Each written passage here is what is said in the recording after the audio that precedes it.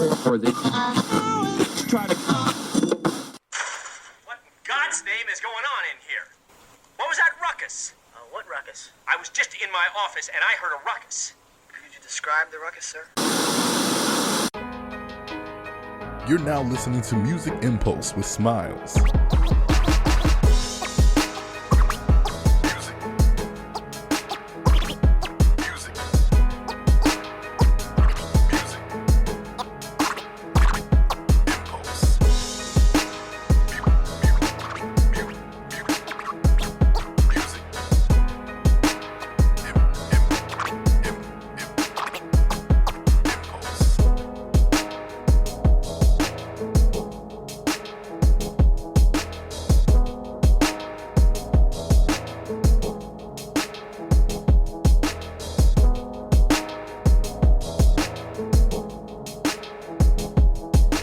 It's all about, and mainly it's about, some people are so caught up in themselves that they grade it on what they think. But when you understand target audience and demographic, you kind of need to go and zoom in on what those people that you did it for think. Yep. And the crazy part about it is I did this for the women, and women love it. So that's one of the things I'm excited to talk about. You know what I mean?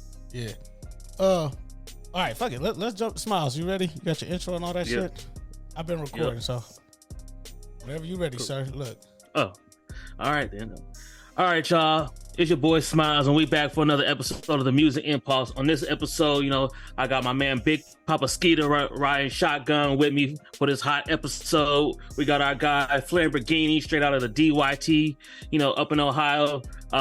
We did do an episode probably like a year and a half ago, but that went into the unreleased episode because for those of y'all don't know, I went into pledging, and so I went dark on the podcast for a good month and a half. So all the episodes I recorded during then never got released. Damn. Hey, practice make perfect, man. Practice make perfect. The unreleased I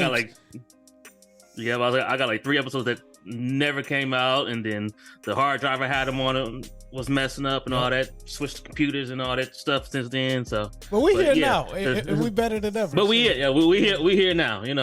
But my guy Flamborghini is in the building. I've been hip to him ever since Low played the Sports Center joints on the podcast a long time ago. Right. I done heard so many other projects since then, and all fire. Appreciate it, bro. I appreciate it. So Flam, glad to have you, man. Look, you one of my favorites anyway, so look. My dog. Hey, this is one of my favorite interviews to do too. So yeah, that's mutual. The feel is mutual. My favorite Flam song, and it changes project to project, but my one that stands the test of time just because of what it meant for me, what it means to me is I'm a Let ball. me guess. Yeah, okay, that's what I was gonna say. No, you already know, bro. That's gospel music. Because my wife we crack jokes because I don't like gospel music. Spoiler alert. You know what I'm saying? It is what it is. I was a heathen growing up, but certain shits serves as gospel music for me, and I'm a ball even from the hook to the way he Flam because Flam be dribbling.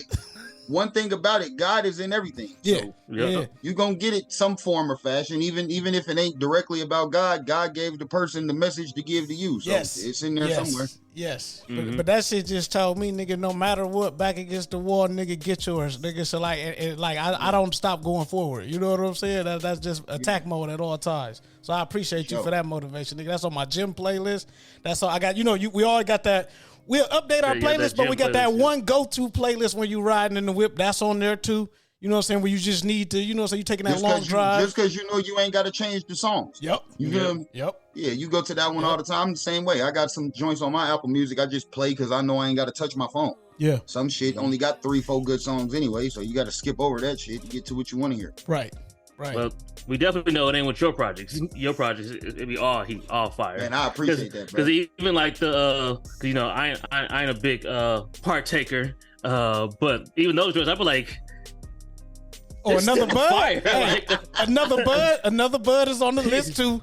That because the sample on, and here's the thing, the sample, the beat, all of that do what it do, but you still gotta deliver as an artist. And this nigga Flam do not disappoint, my nigga. My dog, right? My dog. I appreciate that, bro. I appreciate that. Yeah, because I feel like, hey, this is the vibe. Good about it, like the fact that this type of energy make me make more songs. So I like positive feedback. Like that just let me know I'm doing the right shit, especially when you actually being yourself and you get positive feedback, it encourages you to just keep being yourself. You Yeah. feel me? Yup. Yeah. That's the dopest part. Yeah. I had a question. If it's cool, Smiles. Like, I had a question. I wanted to start, before we even get like into the music shit. I wanted to like kind of still set the table because like my dog been running for a minute. But like Flam, from your vantage point, talk a little bit about the scene and Dayton and everything. Because I feel like we've been covering it on the podcast where Detroit finally starting to get their shine, Memphis starting to get their shine. These like in between places that have scenes that previously was overlooked, it's starting to like pop their shit now. How has that impacted like Dayton and where they at? Well, you know I'm an honest guy, man. Yeah. So Tell the truth. Tell the truth. I'm gonna tell the truth, but I'm gonna get around to a positive part of the truth. So Okay. we're just gonna start with the negative first. Well, one positive about it is like we'll start with what it did to me, and then we'll start with what it did to where I'm from. Okay. When I got hip to like Detroit music, like it was probably like 2015, 2016. And the first thing that I noticed about them is like they had cell phones around their neck. So I was like, the only person I ever saw do that was Dayton people. Yeah. So that's kind of strange. And then I'm kind of just listening to the pronunciation of the accent, and it's just actually a Midwest representation that actually is cool with being Midwest representation. Some Midwest culture, you can hear the influence of other culture in their music. Like they don't really rap like they talk, which kind of seem like they don't really like how they talk themselves, which is they think it's cooler to sound Southern or like they from here or there. But one thing when I got hip to Detroit music, I really noticed like they stand on being from Detroit. Like everything about the way they talk, dress, rap, production choices, video style, like everything is their own. Yeah. So for me, it encouraged me to have all of my own shit. But for people with less of a professional interpretation of the game, it just made them rap like them. Yeah. And like, oh, this is what's hot. Let me do that. Yeah, and it's cool. Yeah. You know, I feel like a lot of Midwest cities are like, I don't want to say monkey see, monkey do, but when you from an area of the country that don't get the professional attention and same kind of business opportunities as other cities, you tend to do what's working for other places to try to get the notoriety that they get. Yeah. So I get that, but I feel like Midwest people are rapping like Detroit right now because they never heard nobody talk like them and it worked. Yeah. Yep. Like I said, a lot of Midwest cities and regions, they adapt other accents and other styles to make things make sense. And it's the first time Midwest people ever saw Midwest people go. Yeah. So I kind of understand the copying of that. And I understand that if you 20 years old, you were born in a time that they rap like this. Yeah. Well, I mean, but if also too, and my bad for cutting you off, but like Chicago in the drill scene too. You know what I'm saying? Like it's a different, but they made that style, and then now you got East Coast people rapping like it, all of that too. But that was birthed in the Midwest. Different style, but same thing kind of. Like we're like it's theirs and they owned it, and everybody was like, oh, let's do that because that's cool. Even if like I heard some kids. I saw videos. Was it from Cleveland? The Turn Up Kids. I saw like some of We Outside, a bunch of little like 9, 10, 11-year-olds rapping, but the beat is a drill beat. Yeah. Drill is again, I'm an honest guy. I think drill has made one of the most negative impacts on people of all kind of music. Only because Chicago is really that's their culture, that's their everyday walk of life. But I feel like a lot of the worst things about the rap game right now, as far as the negative energy of like violence and beefing and warring and shit like that, a lot of these guys are copying off them. Yeah. Yep. What they like when Chief Keef was, you know, the disses and the disrespectful lingo they saying about smoking certain people and all that shit, that was local. That was very local. Yeah. Rolling your ops up in a pack and smoking them and all that. Yeah. And a lot of the going live with your ops and telling niggas to drop your low and all of this shit they doing right now is all a very watered down version of Chicago. And I remember I heard Chief Keef say before, I never thought when I got on my ops, it will put my ops on. Dang. And you got to understand, man, like this is very, imagine you being from your hometown and you beefing with somebody a couple blocks away from you and the whole world is watching this. Yeah. Yep. Like normally local problems don't get to that awareness level. You feel me? Yeah. So the awareness that they had, that the world has of these ways of culture that they brought to the game, they're doing a bad job at copying it. Mm-hmm. And it's not even really something to copy, but they not copying and doing it the way they do it anyway. They just doing it the way they mine from wherever they from. Well, I mean, interpret it. But you touched on it, like the labels is giving them the money for it though, like because the label will hear you and see who you beefing with, and then turn around and go offer them a bag too. So, but then you know what I thought one time? I thought before like that labels are like selling the negative thing to like further the downward spiral of black people. But if you really think about labels being what they are now, as in people that invest in things that's already working, it's not the message that they invested in, it's the numbers. Yeah. Yep. And if the numbers just so happen to be this message, that's what they're gonna go with. Right. If the numbers was based on positivity, they will go with that. Because that means they will make their money back and some. But it's like the reward that the negativity gets is what gets them the prize from the label. It's already working. You feel me? Like people are already in tune with that shit. So it's the label, but it's not really the label because the label is just betting on what's working already. Right. And unfortunately, we already are entertained by the demise of ourselves. So that already. I would say that not to cut y'all off, but actually remind me. I saw it was a couple weeks ago. Ebro from Hot 97, he said he had been getting messages from record labels that they're not even focused on trying to sign rappers. They're focused on signing people from like the Afrobeat and reggae and they're moving on. They've moved on. Reggaeton, you know, all that J Balvin type guys. How do you feel about that? That they try? Because for me, I thought that this just shows that the rappers need to make better music overall instead of just this same old watered down bullshit. So, what are your thoughts on that? It's like I kind of understand it because it's a safer bet. Yeah. We got to think about it like this, right? Like, let's think about the cheat codes that Drake got. Drake is black and white. Yep. Drake is American and Canadian. Yep. So before any Americans will buy his album, he already had a country that would buy it. Yeah. Toronto got like 4 million people up in there of all different ethnicities. So let's say Burna Boy. Before he pops in America, he already is from a place that music is of their culture.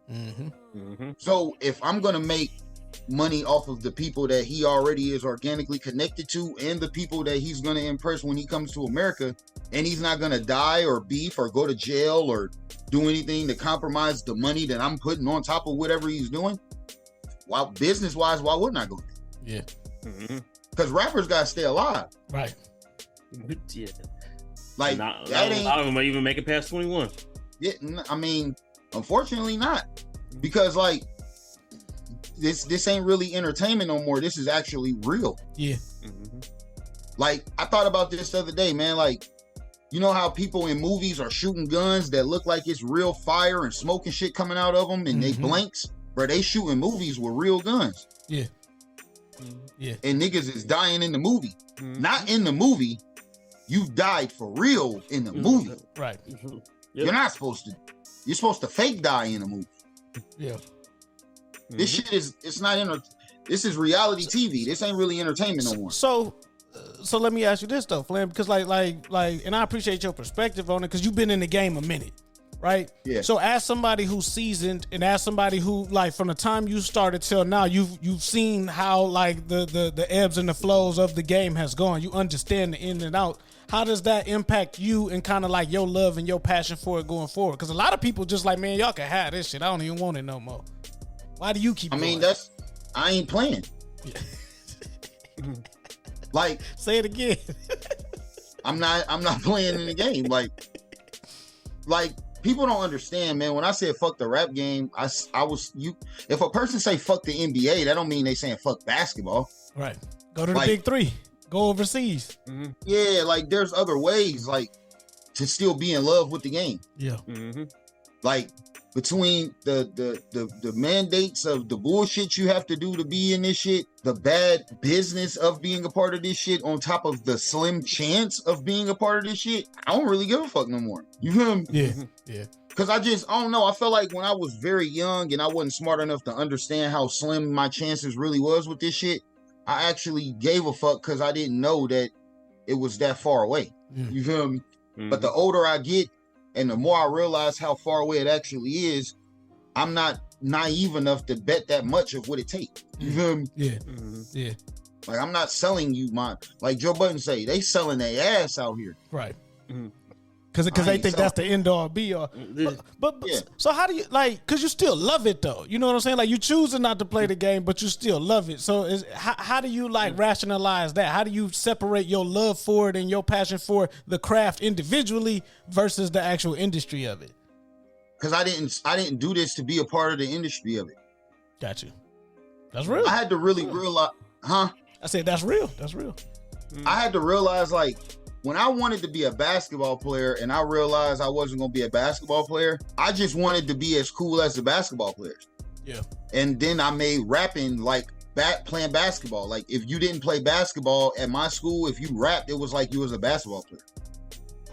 But I feel like I really did that. Like, that wasn't like that till I did that. You feel me? Yeah. But again, it was out of just me making up for not being able to be a basketball player. So I'm saying all that to say, like, I really did what I wanted to do. Yeah, I never, right now.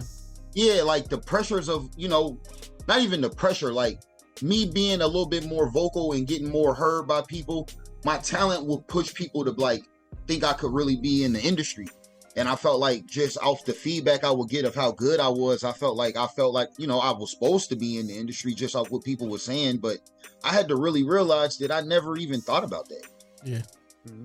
So that You got to worry about being inauthentic. Like, but I mean, once it got, it wasn't long until I did think about that. But I'm just saying, lately I've been reflecting and realizing, like, I actually did what I said I wanted to do. Yeah. Whether I do any more or not. Yeah. Like, people know me. I can't not be a rapper to people, no matter how much I don't rap. So that means I already did it. Whether they looking at you or they not looking at you, you did what you did. Yeah. Yeah. Exactly. So it's not really a conflict no more, man. Like, I actually am having fun now. That's dope.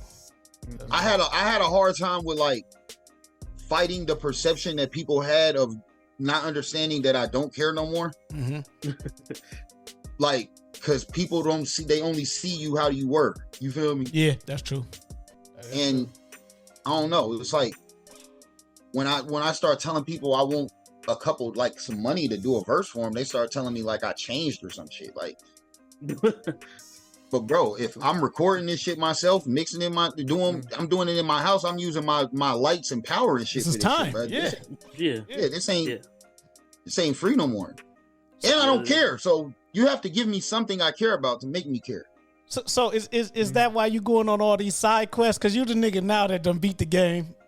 You know what I'm saying? And then you going back trying to find all the Easter eggs and the shit under the bridge and shit. Picking all the little extra money on the side. Yeah, because you got the podcast going. I was featured on your podcast. You got Outspoken, right? You got the Outspoken podcast. You got the merch is booming. You know what I'm saying? The merch is doing good, man. The merch is doing good. You got community work that you doing and shit. Like you the man. I'm just a creator. I like making shit. I like thinking things and holding them in my hand. You feel me? I'm a manifester and I'm a creator. So it's like, I had to realize there's so many more things to do with that than rapping. Yeah. Especially, like, I had a scholarship to Ohio State in the 6th grade. So it's like, I grew up and got smart enough to feel dumb that I traded that for rapping. Like, it's people that don't got a 10th grade education that know how to rap. Yeah. But there's people that tell me it's people that pay people to teach them how to talk, how I know how to talk. So ironically, my major when I was in college was communication. So I can see that. Definitely could see that. I feel like I could have been like a hood Stephen A. Yeah. Yeah, I can see it. What school did you go to? Akron. See, no. From where I'm from. Yeah. all you had to do, Flam, was just transfer over to Bowling Green. We would have took care of it. It would have been all star. You would have, because we met doing college radio. Me and Smiles doing that shit. Listen, we had that bitch right. I'm gonna be honest with you. Even if I would have been at, I was so fucked up in college, man. I wasn't focused on none of the right shit, and that's a conversation in itself. So yeah, I don't know if it would have made a difference where I would have been. I wanted the things I wanted, and I wasn't gonna stop until I crashed or got them. I can't even put no ifs, ands, or buts that on that. Nigga said, that "Get rich or die trying." Emphasis or die trying. It was get lit or die trying. Yeah. I wasn't even thinking about again, man. These early stages of this shit really for me was really just the glory. Like I wanted the glory. I wanted to be known that I was better at what I did than everybody else. Yeah. And that was like money to me. You feel me? Yeah. Around what time would you say? I guess because you said you were like that. Around what? I guess what time? What age in your life where you kind of just saw the shift, or you recognized the shift that you like? This ain't really what I want, or like it, the shit don't mean. Yeah, like when your thought process. When my daughter was born, I kind of had to stop dreaming, and I didn't like that. Like I couldn't understand how I would be in 3 cities in one day, and then 1 room for a week. Yeah. Like that was it's an adjustment for sure. I'm going through that shit now. Like it was traumatizing for real. Like I didn't understand that the dream was over. I mean, you can hit the switch and go be on some reality shit, work this, that, and the other, and come back. But that wasn't the way I dreamed. I dreamed every day, all the time. So it broke my heart to have to get a job. It broke my heart to have to act like I would look at people I worked with and be like, y'all really need this shit. Yeah. Why? And I did too. Yeah. But I'm saying they needed it as far as their skill set in life. They didn't go any further than this. You had other shit to go back to. Yeah. So it was like, no matter how bad my financial situation was, and I'm really understanding that I really need to do this like them, the fact that I had other talents than them and I put myself in a financial position where I had to do what these people had to do, it really made me look down on myself. Like, bro, you really fucking up. Because you got tools to keep you from being in here and you in here. So you can't be that much better than these people. You feel me? Right. Yeah. So, again, like when my daughter was born, you got to make decisions that's bigger than just the dream. Motherfucker, you got to buy diapers. You got to buy milk. You got to pay for daycare. You can't buy that new microphone or you know what I'm saying? Pay for that cover art because you got to make sure baby girl's straight. Man, there's so much shit I know how to do now that I didn't know how to do graphic design. I ain't know how to mix my own songs.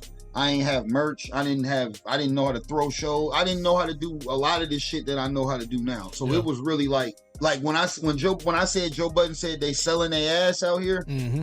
When you rapping, just like we saying about people with jobs that only have a skill set to work at this job. When you rapping and you don't have other things going on to make money, you really hope rap makes money, even when you know it's not going to make money. When I'm rapping in this hat and you could buy it. So I ain't selling my ass. I'm selling this. Yep. Mm-hmm. Yep. So it's just a whole different swing of the pendulum. Like no matter how much a guy can look at me rapping and think I'm doing what they doing, we not the same. But Flam, it's a lot of niggas out here that still haven't like came to that understanding yet. You know what I'm saying? Because like I said about the job people, they skill set hasn't exceeded that. Yeah. If all you can do is rap, all you can do is hope you make it rapping. Yep. And when that don't happen, it's like, cause I'm not gonna lie to you, man. Like me and Smiles, like I said, we started off doing college radio. We both have worked at radio stations and stuff, man. So kind of to your point. Oh, that's the dream. You end up at the radio station, and I bring it up because one of my worst fears was, okay, what if I get to the radio station and that ain't it? Then what am I gonna do? And sure enough, I found out. You know what I'm saying? Mm-hmm. I got to a radio station. I worked there and stuff. It was cool and everything, but my shit was like, it's way more than that. And then ain't that a motherfucker when you get the dream and don't like it? Yeah. But it's like, but you put your all into it. You know what I'm saying? Like this is everything you've been trying to like get to. And you know what that means when you put your all into it, right? What's that? You ain't thinking nothing else. Right. Yep. So when you don't like this, you don't have nothing to go, well, you really broke down because it's like, damn, I don't like this. Yeah. had the same thing. Low knows like with the racers. All my years just trying to get on the air and move this, and we was like, hey, fuck it, let's put it in our own hands. Yeah, Let's do this. the Anartiverse. We just take matters It's into our own always hands. better that way, bro. It's better that way. Yeah, cause again, if I'm gonna go out on my own merit. You know what I'm saying? I'm gonna have my own destiny. I'm gonna have control of my own destiny. It's not gonna be because of the politics or because of what another motherfucker said. You know what I'm saying? And thus, I don't even know how to do it that other way no more. Yeah, I don't know how to put nothing that's gonna affect me in your hands. yeah. Like, I don't know how to do it. You feel me? Because I don't think you're gonna do it. And the only person that's only gonna spill on me. How? No, I had a question. Hold on, let me find this question. I had a real because you touched on this, and we about to get in. I want to talk about the album too. Mhm. But you rap, you produce, you mix, you do the treatments, you do the videos, you do the merch, you do all of these things, right? That's one of the reasons like why we click, because like You do too. yeah, well. Yeah. That's the only way to keep the ball rolling, like you said, because like you can't depend on nobody to do that. How do you like maintain that, or like how do you continue to be like learn all of these different things and balance them all and keep moving forward? Because a lot of people will make excuses like, oh well, I need a team, or I don't have this, or I don't have that, and then they don't drop no music, or they can't do no music, or they just give up. Like how do you figure out like I need to learn this, and then mob forward with it? I don't know, bro. Sometimes I'll be asking myself that shit, because it's like I don't be realizing how rare that is until people tell me like things like, how do you know all of these industry songs word for word and you still know all of your songs? That type of shit tells me how much I just love the game. See, Like, when you really eat, sleep, shit, live and die this shit, you don't even notice you doing all this shit. Like, it's the determination to want to have a finished product without it depending on somebody else. Because it's the thing, like, most people think I'm saying like, I just don't think niggas gonna come through, and but sometimes niggas really can't come through, but I still got to. Yeah. Still gotta get done one way or another. It's a very valid excuse that your daughter is sick and you can't record me today. But I gotta record today. Yeah. Like, so I'm not blaming that on you. It's just more my fault than your fault. Because I gotta do it. You don't gotta do it. Like, people I don't understand how people expect people to care about shit that only they gotta do. Yeah. I get that. Like, if a motherfucker could just, like, some motherfuckers, like, people that I even still be saying I need a team, and so I understand a motherfucker that don't got the abilities that I got saying that shit, but it's like, my girl used to tell me all the time, like, a lot of these people you putting in the game with you, they only doing it because you asking. Yeah. So that means if this shit go wrong, they gonna look at me and be like, damn, all right, bro, I'm out of here. Right. And they gonna go back to what they care about, which ain't this. I used to tell my old manager, when you on a date with your wife, I'm doing this. When you picking your kids up from school, I'm doing this. When you go to work, I'm doing this. When you doing this, I'm doing this. Yeah. You're not like, you don't even have the room in your day to be like me. Yeah. Well, and they said, I read something, I've been in like these little leadership like classes and workshops and stuff, and it was like, in order to achieve greatness, you have to have a certain level of obsession with your craft and with your work. Like, you have to have something to obsess over in order to like be great at it. Yep. I got this song that I'm putting on my next album called I Gave Myself to the Game. And unfortunately, it's not going to be a lot of people that can relate to this song, because there's not a lot of people that's dedicated enough to lose themselves. And that's what it's about. It's about being so dedicated to something that you didn't save none of you for you. Damn. And like, that's regretful. Like, in anything, I feel like with relationships, with commitment to a contract or a craft or a passion, a hobby or anything, it's like when a person bungee jump and they got to trust the situation enough to just fall. Yeah. And I've always been like that. I trust this shit to where I'm just head first. And I used to get mad that people wouldn't be like that. Me and Lo talk about that type of stuff all the time, just with the podcast. It was like, yo, But bro, you actually mad that people ain't crazy? Yeah. That's really crazy. Nah. Here's the thing, Flam. It's not that we don't be mad that they ain't crazy. It's that don't if I walk around, if I like, man, I'm crazy as hell. You like, yeah, shit, man, I'm crazy as hell too. And then it's time to do some crazy shit. Niggas be trying to act like niggas be trying to relate to the actually dedicated motherfucker. Yeah, and it's like when it's time to do some crazy shit, I live for this. Like, oh, it's about to get crazy, guys. Oh, this is too crazy for me. I thought you was crazy too. In my more vocal asshole days, I told somebody this, and it was such a metaphor that I don't even think they got it. I said, man, you told me you could dunk. You can't even dunk. But you told me you could dunk. Yeah. It sounded good to say. No, you the cool dude though, Flav. So like he probably ain't want to disappoint you, nigga. Just you know what I'm saying? Like yeah, I can do it. Yeah. Whatever you say. Yeah, I got it. Yeah, I got it. Then you go home and you be like, dang, I ain't got it. It's like shit. Like I hope he don't pass me the ball. Right. But see, man, I can't play with no scary niggas. They're begging you to pass him the ball. So that they could dribble that's it. That's what hurts the most because it's like, listen, on that song I'm telling y'all about, I said I took a journey to the top without an Uber or Lyft. Low endurance, know some niggas that quit. Guess they wasn't built for the trip. Yeah, I can't blame them at all. But in the clutch, I'll never pass you the ball. You can't. Nah, fuck that. Hell no. We got the whole game riding on you. They asked Kobe, why do you gun? He said, because I know they don't love this shit. Yeah. Mm-hmm. Bro, I see what you be doing in practice. Why the fuck would I pass you the ball in the game? With the game. Yeah, it's 4 people on me. I think that's a better chance of success than you. Yeah. I think me with 4 people on me is better than you wide open. Look, hey, he spit. Look, Smiles, this nigga spitting my language now. That's like Right. killer instinct. Like this is all shit I hear. You're not gonna sink the 8 ball the way I am. And then if I don't, oh well, like I could brush it off, and it's not gonna destroy my confidence. I'll shoot that I bitch could again live next with game. me blowing it more than you because I already knew you was gonna blow it. I'm gonna be madder at me for giving you the ball. Yeah. Nigga fuck around and dribble the ball off his shoe out of bounds. Turnover. Right. Nigga. I'd rather it be my fault that I missed than be my fault that I passed it to you. Yeah. Yep. You feel me? That's what comes with being like the man, though. You know what I'm saying? Like on the team, being a superstar, you got to live with it or you got to be able to die with it. And that, like I said, the people who want to be in that spot don't understand that. They just want to be carried out on the shoulders of their teammates. They want the glory. They don't know what come with that shit. Yeah. Yes. I heard Kobe say before. He said everybody loved the champagne at the end of the finals, but nobody knows that shit burns your eyes. Yeah. See.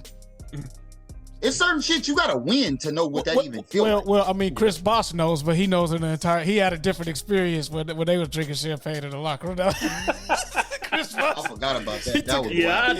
He took a bath in it. He wanted to feel the burn for real, dog. Hey, and then you wonder why they have goggles on. I used to be like, "What's up with the goggles? That shit burn your eyes." Yeah. Mm-hmm. The smart niggas understood that shit. Chris Bosh said, "No, bathe me in it." Bathe me in it. What a rookie move. Yeah. But no, so Smiles, I sent you the album, right? You checked it out. Let's get to this album. I want to talk about this music, man, because look, this is what me and Flam talk about back and forth all the damn time. So like, I'll just get it. But first I was basically just walk us through the whole inspiration of doing this whole thing, because again, I listened to it a little bit earlier, and I was like, oh, this is like a whole concept album. Yeah. Because again, I know you can rap your sports bars, your very lyrical bars, hustler bars, hustler bars, like everything. And I'm like, oh, he went like totally left about. I'm giving you a whole concept because again, I've seen the Facebook stats like, this is about being a toxic dude, being in love with the other thing. Like, oh, it's just about to be like a bunch of songs. But I'm like, oh, this is like a whole concept. I literally thought about how this could be a mini movie, and then I saw you shooting videos earlier. So basically, this one, what was the thought behind doing this album and how'd you making come up a with the concept album? Yeah, the whole concept of the project. And also, I just want to ask, you should make a mini movie of the whole project. I was like, fuck trying to do like individual videos for songs. I was like, I think it should be a whole little mini movie. That's a lot. Well, I definitely agree. A lot of people have been saying that about the mini movie because this is the first project that I've done that you can't digest it song for song. You have to actually listen to the whole thing. Yep. Yeah. I also feel like this is the first time that I sold being human. And it wasn't even like most people, like let's say the record labels or the music industry, the relativity of this project, they see money in that. Yeah. I don't do things angled off of clout or like, so none of the positive reasons that I get from this is why I did it. I didn't know none of it. Like, I didn't think about the lucrative or the relativity, or I just really just was talking about shit I'd seen in life. Like, tell the truth. Was this therapy? This was therapy for you? You sit up there and reflect. It's like, damn, man, I did some shit wrong, man. It was pretty cleansing. No, we get into it now. Now the interview started. The interview just started. He was scrolling the timeline. He was like, damn, she really is living better off. Like, damn. Hey, why did I do that to old girl? Like, let me make an album about it. Because this is the thing, right? I'm gonna be honest. This is very much based on my experience, but it's also based on knowing men because I'm a man, and I know that we be on some bullshit and we be acting like we don't know what happened. Yeah. Like, we do whatever we want, and then when they adjust to it, we be like, what are you doing? All you had to do was sit there and wait for me to call you. It was 3 days. I was gonna call back at some point, just wait and do nothing until I call back. It's like, bro, really? Like, while you said, out I was just fucking them girls. I was gonna get right back. Yeah, man. Like, there is, like, you're saying what makes it, there is no get right back. You're done. Yeah. Like, we be on some us shit, bro. Like, women be on women shit, but men be on men shit. Yeah. And one thing I wanted to make sure with this album is that I started the story from a time that obviously I'm on bullshit. Like, I'm so young, all I wanted was what I wanted. You know, the glory. You feel me? And it gets to the point where right there. Go ahead. My bad. But like, because we got to walk them through the story, nigga. First sight, it resonated with me right away. Because every nigga who went to college knows, every fly nigga who went to college knows. Okay, you're there, you're getting settled in on campus. You get dressed up as if you would go to the mall or wherever you was gonna go, and you just go walk the hallways. And then when you get done with the hallways that you live in, you go to the other dorms and walk those hallways. Hey, they don't. And that's the thing about, again, like we said about the champagne in your eyes. You only know that if you know that. Hood niggas that ain't go to college, they bopping to that song, but if you went to college, that shit is like totally different for you. Yeah, because I actually wrote down in the notes how listen to this album made me think of like Young Love, college days. I was like, yo, this album really was like, I can see myself just thinking about college and just playing this as I'm walking through campus and thinking like, yep, I remember those days. Yep, getting fresh and seeing that girl. Like, oh, look, I want to go holler at her. No, not even that. No, not even that. Flam, this how you know he was really there, nigga, because you don't see her face. When you walk in the dorm, they got their back turned, this and that. You just, like you said, you just trying to wait without being creepy about it, trying to be smooth. Like, is she gonna turn around? Let me. And then trying to memorize its two names on the door, trying to figure out, well, is her name Jasmine or Brittany? Like. Yeah, and bro, my dorm was an old Holiday Inn. Damn. So you know how hotels are. The bathroom is, as soon as you walk through the entry door, bathroom right there to the right. Yeah. So if you got the bathroom door open and the door open, you could see the mirror. Yeah. Yep. Literally. It literally happened just like that. That nigga had to do a double take. Yeah, he was like, oh, man, bro. Who's that girl? Indian, Korean, and black. Damn. It was serious. Pressure. Look, that's pressure. It's like eyes like this, ass like this, hair like down this. like light skin, dark skin. Blazing. Okay. So like that tannish brownish. Yeah. Damn. Cleveland. Pressure. Yeah. Cleveland. Yeah, say less. Cleveland. Okay. Say less. I ain't know. Shout out to East Cleveland. Goddamn. Yeah, shouts out to them. A lot of my niggas is, man, I love Cleveland. And Cleveland the water out of East Cleveland, man, don't drink it. It's different. It's different. Yeah. It's different out there. And it's good different. That's all I'm saying. I really love that Damian Skip Marley and her song that the sample is from. And I had that beat for like a year. Okay. And I was wondering, would a story like that fuck up the energy of the beat? So I just said, man, something in me keep telling me to do this, so I'm gonna just try it. Okay. And it just worked. So I knew that was a very, very that was the perfect way to start it off. Like, you got to start this off with a conversation that immediately leads to, boom, the movie starts. Yeah. Yeah. Because we was along for a ride, and what I like is the music speaks for itself, but I like the exposition in between tracks. You know what I'm saying? Because how I consume my music, and we was touching on it earlier, like about like how the music industry has changed.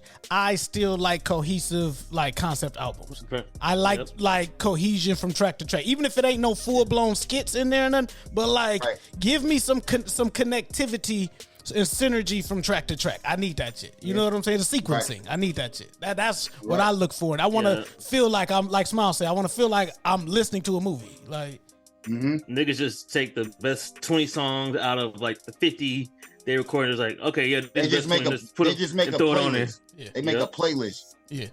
No, this shit was intentional. You could tell. So let me ask you, when you did the first track, right, where you had that beat, did you build the story from there, or like did you start to gather the other beats, or you had all the other beats too and like knew that you was gonna do a full on like concept? I did most of the songs before I had the storyline and the concept. Okay. This shit kind of just came together the way it was a realization of like my mans that I did E Black, that I did the whole concept of the tape with. He came over one day and was like, you got about 5 songs that I know off the top of my mind that could fit this concept. So go to this song, this song, this song, and this song. So me personally, bro, I'm not really a fan of doing what people tell me to do. Gotcha. So even me considering what he's saying is an improvement for me. Gotcha. So I'm just like, let me learn how to play nice with other niggas. Yeah. So when the shit actually made sense, I was like, this nigga smart as fuck. Like, wow, you really got me. Like, he's like, this nigga right. I do got something here. Yeah. And he told, and a lot of the songs wasn't finished. Like, I still had work to do on them, but you can see the that, vision. I made that. Yeah. Like, it wasn't, he didn't say this storyline, or he just said these songs feel like they could all be together. And then I just did all of that. And you just filled in the blank between all those. I filled in the blanks of what I had to finish on certain songs. I added a couple songs, and shit, did the whole storyline. So I don't know where sometimes when I have a good idea, I don't remember when I thought of it. Gotcha. Because I just thought it and moved on it so fast, I don't remember not having the idea no more. But the inspiration that I already had for just the shit that I'm talking about, it wasn't hard at all. I did this probably in like 2 or 3 weeks. Okay. Yeah, that was dope. It was pretty smooth. Cause it's smooth, but it's a lot of toxic sub themes and undertones. You a toxic ass nigga, or you were a toxic ass nigga on this. Yeah. I was like, this nigga's in this drink. Let's say this, right? Yes, I was, but sometimes that's what you got to do to show that you're not the candidate. It's a difference in intentional toxic or defensive toxic. Break it down. Ooh, I like that. Yeah, break that down. Like, if I ain't shit, then I'm toxic on purpose. Mm-hmm. If I'm protecting myself from you feeling too strongly for me, then I'm a seem human. Yeah. Because I know that any superhero quality I show you is gonna make me the #1 draft pick, and I don't want to get drafted. Gotcha. So I'm missing on purpose. I like that. Defensively toxic. See, I didn't learn that. My big homies told me one time, they was like, this as we go through the tracks and shit, like they told me, they was like, bro, stop giving like these chicks like the good stuff like every single time, my nigga. Like stop doing that. They was like, because you're driving them crazy. And I was like, nah, but for me, like, you know what I'm saying? Like, I'm trying to like knock everything out the park, like every chance that I get. And they like, bro, stop doing that. Like, you got to mail in a couple BDRs. And I was like, what you mean? And those who know, it's like, man, you got to mail that shit in a couple times just to like get them up off you. Like, bro. Nobody told me that until it was too late. Like somebody needs to tell you that off the But rip. listen, fuck told you. You ain't see that shit? You ain't see what it was doing? No, nigga. Like, I'm different. I wasn't the you smooth. You like being a gentleman. I wasn't the smooth nigga, but like I don't know what I was, but I wasn't the smooth nigga. Man, listen. I got a nigga. That was me. Being the nice guy. I got a nigga, he's a ladies' man, bro. He's a magnet. Mm-hmm. But you got all of these girls and you treat them all like you want to go with all of them. That wasn't me. That'd be me. That wasn't me. I said, bro, listen, I said, why are you in Lowe's with her? Lowe's? Like how's I'm supposed to say no, you talking about like home improvement, like yes, doorknobs, door handles, fixtures. That means you're about to carry and assemble some shit. This is not that kind of contract. This how you know Flair was a real player for real. He was like, I ain't doing that shit. I'm the one, like you dropped the food off. I'm the one that come through after you leave, and she offered me some of the food like while we roll up. Like, I was like, bro, like, and that'd be me. I'd be the one like, oh, you know, I'll go with you. Let's go shopping. No, bro. Look, and that smiles is walking out. I'm walking right in and be like, hey, what's up, Flair? Nigga. Yeah, I don't even know you going to the same apartment. Hey, bro, like it's a thin line between. It's not even a thin line, bro. With men, the way men interpret things and the way women interpret things is not the same. Night and day. It's night and day. Like, bro, you can't. Like, you know how people used to say, if you get her number today, you can't call her till tomorrow or the next day after that. Yeah. Mm-hmm. Bro, if you have sex with a girl the first time and then you go back over her house and spend the night the next day, she think y'all go together. Yeah. That means nobody else on her phone matters anymore. And you don't know. You just liked it because it was so good. And like the shit, she did some freaky shit that you ain't never had done before. You just go right back, try to get it done again because you're greedy. Moderation is real, bro. Yeah, I remember in college, this chick that I liked, never really said anything to her, liked her, brought her to the crib with the homies. The homie ended up smashing her. He knew I liked her, but I remember like the next day I guess he talked to her. He was like, bro, so I asked her like, you know my nigga like you, like, so why is he's too nice. He was like, see, that's why I wasn't nice. He's like he more like a brother, like yes, like I could tell like he kind of feels for me, but like he's too nice. And he was like, bro, you've heard her talk trash about me, and I still smashed. Bro, he was like, I just had to show you. He's like, you was way too nice. Flam had a bar. Bro, like, I forgot what song it was on, but he was like in and out like a bank robbery, nigga. You gotta just middle of the night, just go over there, nigga. Boom, lay down. Let's go. All right, I'm out. And I'm gonna be honest, it's not even that, because it gotta be some type of invisible contract in place before that's even this nigga said it made too much of an impact with.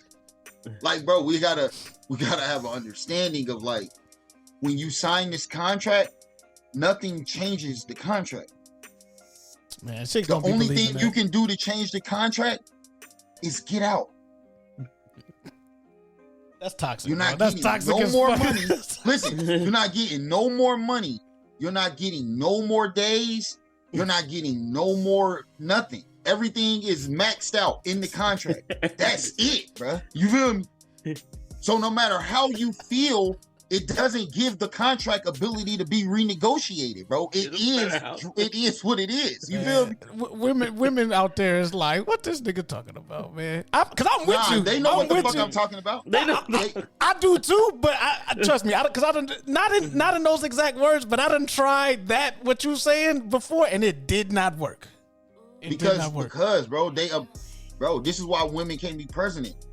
Oh shit. Because you gotta stick to the plan, bro. Yeah, that is true. What we agreed upon is what we agreed upon. How you feel today should not change. In the book, The Way of the Superior Man, women have the right to change their mind because they're women. They're emotional. Their emotions are going to change their mind. Imagine being a woman and your emotions are changing your mind all day. Yep.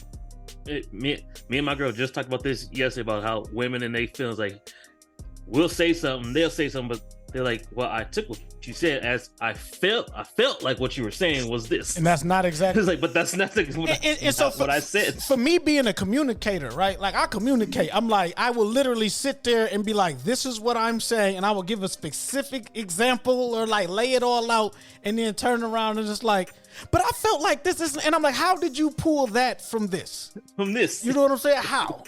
I said the complete opposite of what you said. How do you get this from that? Bro, the toxic king himself, Future. on Valentine's is the worst day. Mm-hmm. He said, I tried to talk to you, but I know you don't get it. I know if it don't kill you, you're gonna feel it. See? You're not gonna get it until it almost kills you. Yeah. But no. But I told you all of this before it even got to that point. We gotta go back though, because we can't brush over this. I've been preaching to niggas about the way of the superior man for I don't know how long. Just because I finally read it this year.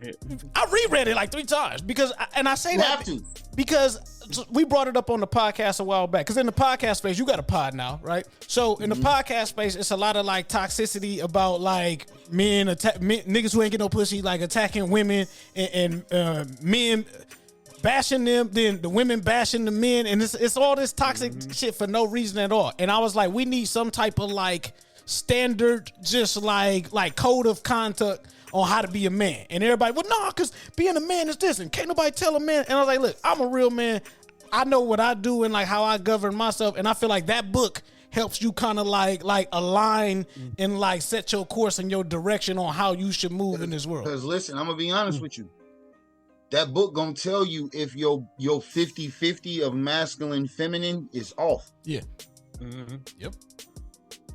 Be like, bro, you acting like a bitch right now. Me talking to me, like, bro, untuck your panties, dog. Like man, you're reading instances where you was acting like a bitch. Yeah. Yep. Because when you be like, damn, you supposed to handle this like this, I didn't know that. That means you were handling it like a bitch. Yeah. Even if the situation, you may have like spazzed out, got mad, and niggas start scrapping and fighting and stuff. Nah, nigga, you reacted emotional when you was supposed to be logical about the shit. You feel me? Yep. So you may have whooped ass, but you was acting like a bitch. Even in the form of testosterone, you could still be acting like a bitch. Yep. Talk about it. Nobody wants to have those conversations. Acting like a bitch. Yep. Because you can shoot a nigga from acting like a bitch. Yeah. So just understanding, even women, bro, we both are 50-50. We both are 50% masculine, 50% feminine. It's a dance. Yep. That's what they said. Women, some days she gonna be more testosterone than. Yep. It's not even about some days. Some relationships put women in masculine positions, and now they dealing with a masculine man, and they don't know how to do it because they masculine women. Yeah, you feel me? Yep. Making up for a man's masculine can kind of fuck a woman's feminine up. That's a lot of the black women in the black community because they've had to fend for themselves, not even on purpose in particular, but like you said, like as a defense mechanism, you leave a chick and she was looking for somebody to like, you know what I'm saying, be the masculine force in her life, and she couldn't find nobody, so she's like, well, fuck it. I'm gonna be the masculine force myself. I got it. See a bitch out here cutting grass and everything. You're like, oh, that's a strong woman. Yeah. And as funny as it is, it's our fault. Yeah. Yep. Like, everything starts with the man. So when the man don't be a man, everything fucked up. Yep. Even when the man becomes a man. Now we mad that she this way. Exactly. Even when the man becomes a man, we mad at the shit that's fucked up because of when we wasn't a man. Yeah. Yep. It's hard to make that, it's hard to swing it around. Like once you get in position to be the leader and you already wasn't, it's hard. Yeah. Because they don't believe it for real. They got to see it. You really got to put your hand and foot down when you trying to reverse it. You feel me? Because you done already created this, like you created this image for them, and that's what they know you to be because they done seen that so many times. So the change is even harder now. Dang so, yeah. And a lot of that's the thing about this album, man. It's a journey of, see, one thing people got to understand, a woman that ain't your woman can be your woman for 10 years. I fuck with her for 6 months. I ain't see her for 2 years. I fuck with her again for a year. I ain't see her for another year. Yeah. I fucked with her again for 6 months. She got mad at me, moved to Georgia. She came back. I fucked with her again for. None of this is a real. It's just a lifelong relationship. It's not a relationship. It's just. And we all got know people that's in that situation. Yeah, it's a dance. So ain't that in itself toxic? Yep. Yeah. The pastor tell you about that. Oh, it's the soul ties. It's the soul ties. Yeah, because I mean, It's a different type of soul tie. It's a snatch soul tie. Nigga, we heard track 4, Water. Was arguably my favorite. So off the first 2 listens, I like Water because like you say, I'm drowning. I might not make it to the other side, my nigga. Like we don't know I've been there before. Water. That pussy hitting right, I gotta have you. Water wet, it's like the shower in the bathroom. Hurricane, make a puddle, show me something new. Water park, slip and slide, she know how to do it. I gotta have you. She know how to do it. I gotta have you. Water, water, water, water, yeah, water, water, water, water, hey, water, water, water, water, whoa, water, water, water, water, yeah, hey, it's a water slide. I might drown, I hope I make it to the other side. Water working waterfall, she got me traumatized. They closed the pool, but I go swimming in the wintertime. She say, ooh, I'm finna shoot, they left my bed wet. She told me move, but I refused, and now my leg wet. This castaway, I'm in that water trying to find land. That pussy fire might give sight back to a blind man. Sprung a leak, I'm in it deep, I did a cannonball. I'm at the beach, we fell asleep, now I got sandy balls. Water park, her shit like Universal Studio. Volcano Bay, I had it once, but now I need some more.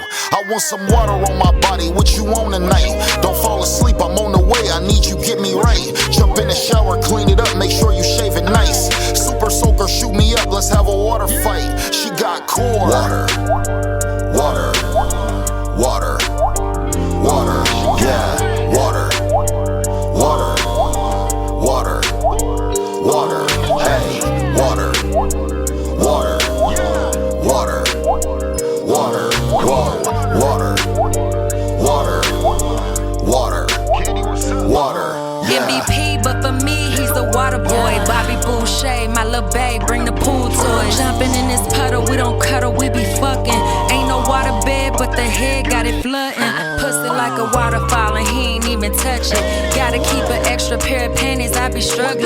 Now this nigga fumbling, probably cause the ball's wet. Squirting on the nigga like some goddamn jacuzzi jet. I done came twice, but I promise I ain't done yet. Sit it on his face, now it's water dripping down his neck. Rub his nose in it like a dog, cause he ain't learned yet. I ain't finna give a nigga nothing he ain't earned yet. Plus I need a private jet, you wanna see this ocean. Send a Uber, I'ma send it back with some lotion.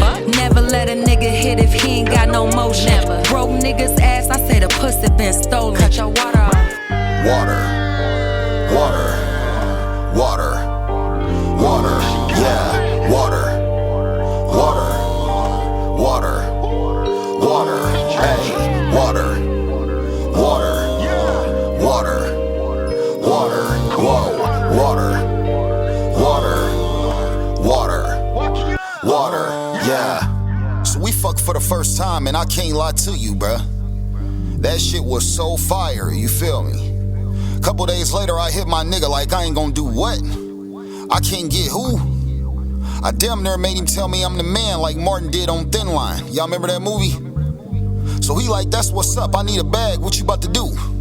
I said, I'm actually picking her up right now. You say we take give sight to a blind man, nigga.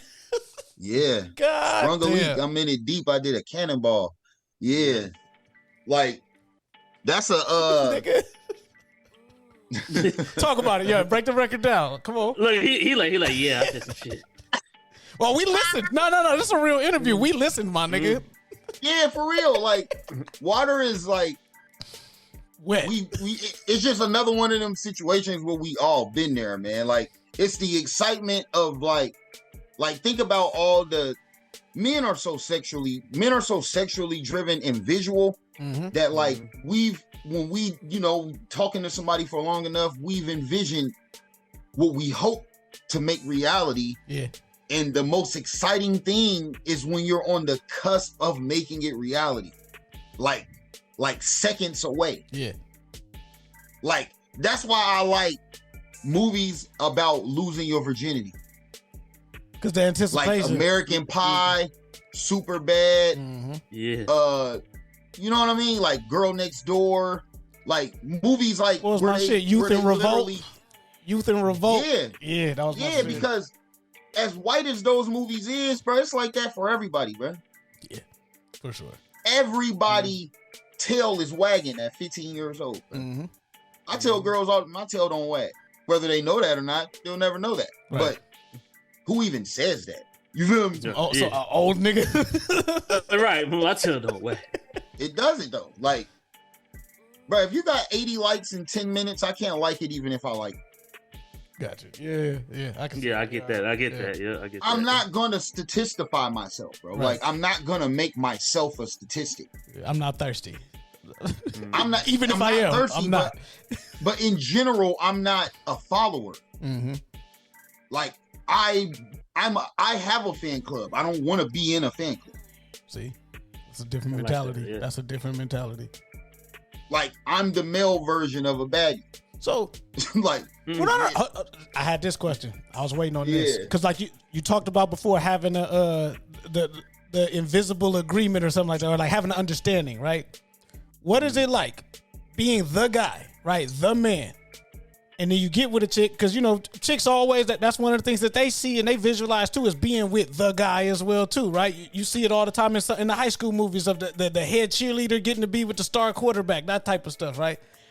How do you, or in your experience, or how have you handled a situation where a chick wanted to be with you because you was the man, but then she sees that you are the man, and she is things that she can't handle, or she can't or she can't deal with, if you will, like it's too much for her now, because the attention that you get when you go out, you may be busy, you may got to do other stuff, and she can't handle like the life that comes with like you being the man, and like her supposedly like holding you down on that. Have you had that situation? If so, how have you dealt with the shit? I've had it a lot of times, but it wasn't because it was a serious situation. It was the fact that it couldn't get serious because I'm doing this. Yeah. Like, I remember a girl told me a long time ago, she said, why come every time I want to find you, I can't find you, but every time you want to find me, you can find me? That's how the game goes. Right. Player shit. Like, I don't know. It just works like that. You feel me? Like, She was searching for you with a flashlight in the Like, it is what it daytime. She was yeah, like, you gotta have a purpose, bro. And that's another thing that the way of the superior man says. If you caught up in your purpose, women are never going to stop chasing you. Mm-hmm. So what people don't understand, think about this, right? You remember Mode? Yep. Mode was really based on that book. Okay. What did you get from Mode? Well, for me personally, it was to keep going. Like keep chasing that shit no matter what, nigga. Every day Mode is a really step was forward. me saying, I don't have no time. I'm getting money like right now. I ain't chasing these hoes. Stay down on a bank, roll. I play the game how it go. Yeah. I've been in my zone trying to get the money long. Wake up in the morning, all that. Think about Young Jeezy. Do Young Jeezy got girlfriend songs? Nah. No. He don't pay girls no attention, and that's why they pay him attention. Yeah. Shit, Keisha, You don't get- remember when Keisha Cole tried to be all that? He was like, "Nah, I'm good. Yeah. I'm good, love." Enjoy. Yeah. Let's just back up. But he fucking with her, but it's like the tape. I'm fucking with you, but we not really officially fucking with each other like Yeah. that. But women don't be understanding how to get the good out of even that. Not even Also- sexually. The mental bond or just whatever you can learn from a person, bro. It don't got to be a title over that for that to be a beneficial thing for each other. You feel me? Yeah. And then I also want to kind of ask you about off the album. I forgot what song where you talked about it, but you said you got some advice from your uncle about time being love and commitment for women. Speak a little bit about that, like when you learned that, like, oh yeah, That's what I'm That's saying it. about that 2 days in a row shit. You be consistent. If you show a woman that you would rather give her your time than anything else in a row, y'all go together. Especially when quality time, in her mind, quality time could be her main love language and shit. So that's all she ever wanted. it is their main love language. Yeah. What inspires women to get rid of all the other niggas that they talk to? Somebody being consistent. Yeah. Yeah. Well, I was gonna say, because I'm from Detroit, so there's a lot of masculine Detroit women, they be hustling too. So if you all up in their face all the time, they gonna look at you like, nigga, ain't you got somewhere to be? Like, ain't you got a job, broke ass nigga? Like, man, you gotta have some motion, and yeah, part of being around me is not you can't have none. You and me, yeah, all the time. We ain't getting no money. We just kicking it. Like that's toxic, bro. That's toxic, women, bro. think about this, bro.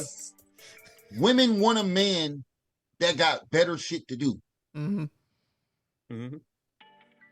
Why else wouldn't they feel special when you make time? They know you made shit stop to do this. Yeah. Mm-hmm. Like, I know you moving and shaking, but you took this 1 hour, 2 hours, 15 minutes just to. Even if you're on your phone in between, yep, yep, that's enough for them. Look, late night call, late night vibes. Don't fall asleep. I'm on the way. No call, no show. I owe you from the other day. Money's still calling. Had to press pause on. I'm losing money even coming right now. Right. Yeah. Enjoy it, baby girl. Enjoy it. Because I could be somewhere else right now. God we damn don't it. even have time to talk about what I didn't do the other day. We don't even have time. Yeah. Because no matter how well this goes, I gotta go in 45 minutes. This nigga. Mm-hmm. This nigga. See, I'm married now, so that's why I said but I understand I this shit. basically am too. It's just when you No, live no, this shit already, but it's just yeah, like a yeah. rapper that talk about selling dope that don't sell dope no more. Like Yeah, you but you already did, did though. it. You already know how Yeah. I go. You Yeah. know? Yeah. No, that was just a disclaimer for the listeners. Like, shut up, Lo. What the fuck you look like? Nah, nigga. That was mine. That was mine too. Yeah, he said that was mine too. I'm getting close. I'm talking to Lo like me and mine is going strong. Hey man, hold it down. Yeah, but that's why I say it was good because Smiles was fresh on the dating scene, so a lot of this shit was like fresh wounds and shit for him because like it was he was about to turn in the future on him in a minute, bro. He was like, bro, don't go left. Yeah, Lo had to have it. It was like, hey, bro, you need to make a decision. It's like you can be out there and having fun, or if you don't focus, you need to lock down. Flam, I told him, I said, you could either be the bad guy or you be the good guy. You got to pick. But like dancing back and forth. Because again, like you said, this was based off of shit like 10, 11 years ago, right? We deeper into our bags now. You know what I'm saying? We deeper off into our purpose and what we trying to do. And that stability and stuff that we have, you know what I'm saying? Like, that's different. But back then, when we was out there having fun and shit, yeah, smack out, like run up and down the court, smack out on the backboard and everything. Like, if it wasn't,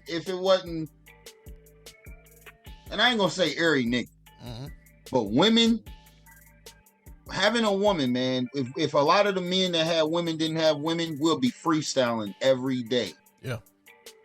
Yep. And when you freestyle, don't know your top from your bottom, nigga. I'm just saying, as far as like, you would just be doing what you want to do every day. Yeah. And when you do what you want to do every day, you're going to get in a lot of trouble. Facts. Most men need a reason to not be stupid, bro. Yeah. Because I literally told my girl the other day, she keeps me focused. Yeah. Because niggas need a reason to not be stupid because they really are stupid. Yeah. Like, no, if it wasn't for this shit that keeps a nigga from doing some stupid shit, he'll just do stupid shit all the time. So you gotta grow up sometime and just give yourself a chance to be smarter than that. You feel me? Yeah.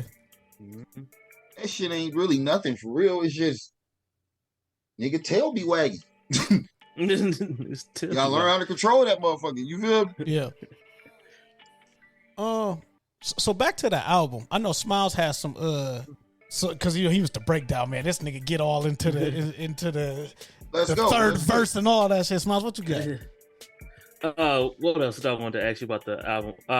So for you, was it any of the songs were they like the hardest? What was like the hardest song for you to record, or like what would you feel like was like the most vulnerable song for you on the project, or if there was one, or you was just like, hey, it was easy, I was just getting it out. It is a vulnerable song. I feel like this whole project is vulnerable, honestly. But I'm in such a vulnerable state right now musically that this is child's play vulnerability wise to the next shit that I'm about to do. Gotcha. This was lighter. This was fun. It was so much lighter in vulnerability than what I'm actually working on right now. Yeah, so I feel like for me, it was before the Summers of the actual title track song where you kind of realize like, damn, she really is moving on. Oh, she with the other nigga. Like, oh, Yeah. Before the Summer's Over was like when I knew I was making this project. okay. And honestly, I did that song maybe 2 months ago. Okay. E Black sent me the track.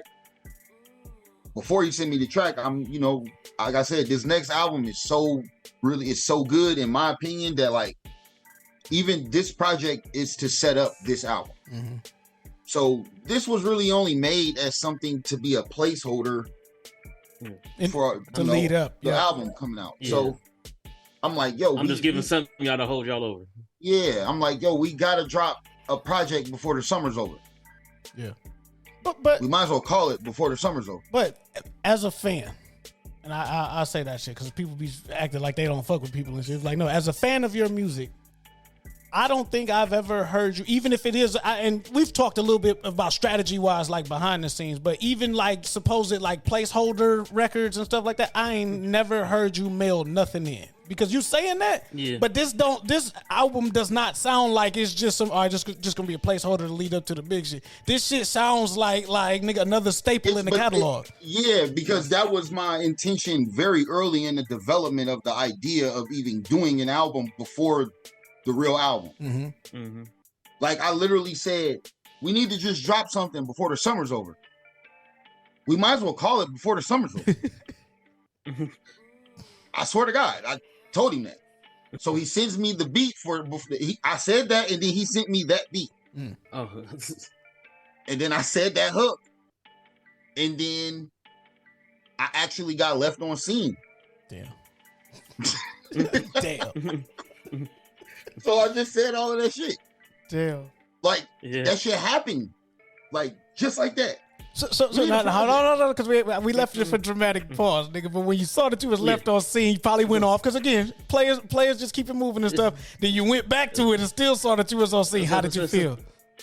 You went to go bust a couple plays, rapped a little bit, rolled up. Was like, man, maybe she was at work or something. You like, it was like a few hours later. You like, damn, she still ain't said nothing. Yeah. How'd you feel? It wasn't even like I just commented on a story of something that wasn't even the person. Mm-hmm. Like, damn, for real? Like, all right. So it just went. It just happened. You feel me? I got to be cooler than this cat you're sitting with. Like we're not. It's not even. It's even generally weird. Damn, I understand personally weird. Yeah. Generally. Okay. So tap in. See you on the social, but you barely social. Yep. Like I definitely know bro, that feeling. this is what men hate the most. When we get all the way personally involved with a person and then they act like they don't even know. Yeah. We hate that. And that's why they do it. Because they know we hate that. Yeah. So here's the payback for all that weak ass shit you was on when you was on it. Somebody that I used to know, nigga. Yeah. GT got a song on a project he had a couple songs ago, artist from Detroit. I fuck with GT. He said, thought I didn't seen it all till you showed me. Damn, you showed me. Bruh. Like, nobody likes to get showed, bro. Like, nobody likes to get showed. Especially when you had the lead. Like, when you had the leverage in the upper hand and you was doing it how you wanted to do it, it's like when you up by 20, it's like the Falcons stepping into the end zone and all that. The Patriots. Yep.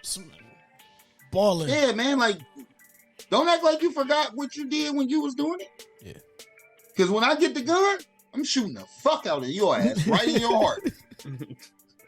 Right in your heart. Niggas can't handle that shit though. Like you was celebrating and everything. You was like, I'm doing my thing. Oh. High fiving your homeboy and everything. Oh man. Yeah. Oh, she didn't even know, man. It's left at me. Man. We good. It's that. Yeah. Okay. That's men, man. Women are based on emo, men are based on ego. Yep. When a woman realizes that the amount of emo that she's giving you isn't being reciprocated, then she gonna give you all ego. Yep. When a woman is emo with a man, we stroke our ego with it. And then when they stop stroking our ego, we act emo. This nigga Flam trying to be a fucking relationship counselor and shit, bro. This nigga, Nah, look, man, hey, no, that's promo for this exactly shit. how it goes. That's promo for it. You should need to host the sessions. Hey, I do not want to be Kevin Samuels because I'm a damn near keep it realer than he kept it with motherfuckers. And now you see what they said about him when he died. I don't want to get celebrated that I'm dead, bro. That's real hate. They hated that man for telling the truth. They danced on this. But did you have any more questions about the album, Love? So I was gonna say, speaking about hosting, so get to talk about the podcast. Oh yeah. We definitely need some more album questions. We need some more album questions. Cause you've been hitting a lot of this shit. Oh well, actually, to kind of go back to this, you said the inspiration for the project, the girl, the Blasian girl with Indian hair and all that.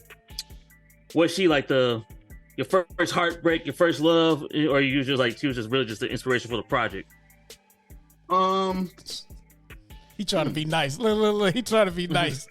Nah, I ain't trying to be nice. That was a good question. I mean, because it could be both. To be honest with you, like that was like honestly, it was really like the initial sight of a person kind of like sets the tone for how high your emotional expectations can be for a situation. Yeah, and that might have been just like the highest initial like. So it was. When it went wrong, it went wrong. You feel me? Mm-hmm. Mm-hmm. So yeah. When it goes wrong pretty much every time. So I guess at what point then, right? Because like even throughout the album, it takes a turn. I feel like the first 4, maybe 5, it's 10 tracks. So the first 5 tracks, like you said, that's the ego, right? Nah. It's the reverse. The first 5 tracks. I would say like 7, 6, 7. Nah, my ego. No. I'm just saying in general, like that's you up. Like you said, you got the lead and stuff, but then you could tell there's a shift in the story where like she got the upper hand on your ass. Where's that turning point in the album? Because I saw it like first 5, and then like she love it like morning 2. Like you wrote it though. To the point where you could really look at what's the word for this shit. Because you said a bar about how like she looking at you different. Yeah, I'm trying to explain that. I'm trying to explain that. Look, it's like when you can see like the bliss in a person's face, like they're like when you can see that they're so in love with the moment of just being with you that they forget about everything else. Like mesmerized. That's the word. Yeah, and they're literally like defenseless. Mm-hmm. Man, that shit is like, it's not fun no more. Yeah. Because like, why do you say? Do you think because the chase is gone, or like the allure of the hunt is gone? Nah, it's not that, because it's like it's only a countdown until I fuck up. Because I already know I don't want to do what you want to do. Yeah. Damn. You're already thinking boyfriend, and you're like, I'm not trying to make you my girlfriend. And it ain't that like. Sometimes, bro, you just want to. This one thing women don't understand about men when we young. We be ashamed to let them know that we ain't shit. As far as we so young that we'll never stop this race for you. Yeah. And we don't want to get to the part where we have to tell you that. We just trying to keep it from getting to that part. You feel me? Yeah. We the interaction and the engagement is genuine. It's not that motherfucker nobody's angling until it's like the exit strategy. Like once that shit start feeling too much tension involved and just the pressure of the emotional expectation, that's when a motherfucker start thinking, how can they get out? Yeah. So when it's cool, you don't mind being in. You feel me? So talk about it like that, because on Back Home, you mentioned like it was a bar where you was like, she cool even without the sex. Like you spend time like without even having sex or whatever. Like so. Yeah, but you got to understand. Like, okay, let's say this, right? It's a rarity for a guy to get a girl, like you said, that's cool to be around without that. But I think a cool guy is rarer than that. True that. Because niggas be lying. Acting cool. And yeah, exactly. Exactly. Like, nah, nigga, and the thing is like, even with that song, bro, like the first verse of that song, I say, living in the moment, she wish this could last forever. Don't know where we going. She like how I never tell her. What y'all think that mean? She just down for whatever you down for. Yep. Like being in the car with a, you know how women be like, I don't want you to tell me don't ask me where should we go on a date to. Just take me somewhere. Yeah, just say you coming to pick me up at 8. All right. Yeah, and even if we're riding around to nowhere, if you don't know we not going nowhere, you think we going somewhere that you don't know where we going. Yeah. Right. You know how girls keep making stories that say passenger princess now? I've seen. Yeah. That's what they talking about, bro. Yeah, man. Don't stop. Like, I don't know where we going, but my man is, we outside. We at the gas station. You pulled up to the Valero, nigga. That's where you got some hot puffs. Hate when she without me, feel at peace when we together. Cause fucking with the guinea, don't nobody do it better. I could read her mind. I be feeling like a psychic, telling me I'm cocky, but that's only cause she like it. Yeah. I don't play the role. That's what, she can't have me, and that's probably why I'm what she won't. But that's why I asked that other question about like they get to be out with the man, but then they can't handle it. You know what I'm saying? This the deep end. No, they they can't handle it, but it ain't quite that she can't handle it at that point. Like she really just noticing, like, damn, you really ain't going nowhere. Nah, it's you really are cool. Yeah, and it's because not because she's realizing I'm cool. I mean, we had sex already, but I'm saying she's realizing I'm cool to other people. Status, it confirms power. Yeah, it confirms. Yes. It's confirmation that like, oh, this nigga really is that nigga. Okay, and that's what I'm noticing. Of like, I'm watching this happen. Like when Kanye had the movie for fucking Twisted Dark Beautiful Fantasy, and he showed her all of the lights. She's amazing. He's not. Yeah, I'm showing you this. I saw this already. Right. This is my everyday. I'm with you. I'm with me every day. Like I already know people know who I am. You feel me? Like, yeah. Right, but when you're, and this is what niggas don't be understanding, bro. How much they like you is based off how cooler or cool or not as cool the last nigga was to you. Babyface Ray got a song where he just said, "Girl, your ex-man, next man, nothing like me. You ain't never had nobody, and you're never gonna get nobody like me." That's some wild shit to tell a girl. It is, but it's player your shit. Your ex-man or your next man ain't nothing like me. It's true. It's true. It's true. Nothing you can do about it. But, so it just depends on, the starting point. I feel that about exes all the time. Yeah, it just depends on the starting point of where the girl is, bro. Like, nah, Pimp C said that after she leave you, her value depreciates. It's like a car driving off the lot. So you could go, you could walk off if you want to be. If you actually a solid nigga, then yeah. But sometimes they could leave a square ass nigga and level up to a cooler nigga. You feel me? Ain't nobody cooler than me. Maybe y'all niggas, but like, that makes me sick. You got to flip. And look, if you want a cooler nigga than me, you got to flip the pillow over, baby. Like that's all. Right. Look. Like, I can pull my player shit out. Like, it's not, I still got it a little bit. Not really. He said not really. Not really. I'm washed. But it's cool. That's why I like having this convo. But yeah, you get we all reliving this shit. It ain't even like I'm doing this shit, man. This is it is what it is. When you could ride a bike, you could not ride it for 5 years, and when you want to ride it again, you can just ride. Yeah. Yep. You feel me? But that's what I like about this album, man, because like again, you mentioned Future. I feel like he the king of the toxic raps. We got Moneybag Yo that everybody, that's a go-to. Drake, of course, you know what I'm saying? Yeah. But for you in this project, I feel like, yes, it was toxic in some spots, certain spots, right? You kept it player, though. You feel me? You ain't, shut up, bitch. It wasn't none of that. It was just like, look, man, it is what it is, baby. It's the game. And I felt that vibe, like that was consistent throughout from track to track. Like your stance on it, just like how you speaking to us about it now, that was your stance. You kept it player all the way to the end. And I've been seeing that a lot of these niggas can't keep it player, bro. Like. You wanna know why? Because they care. You don't.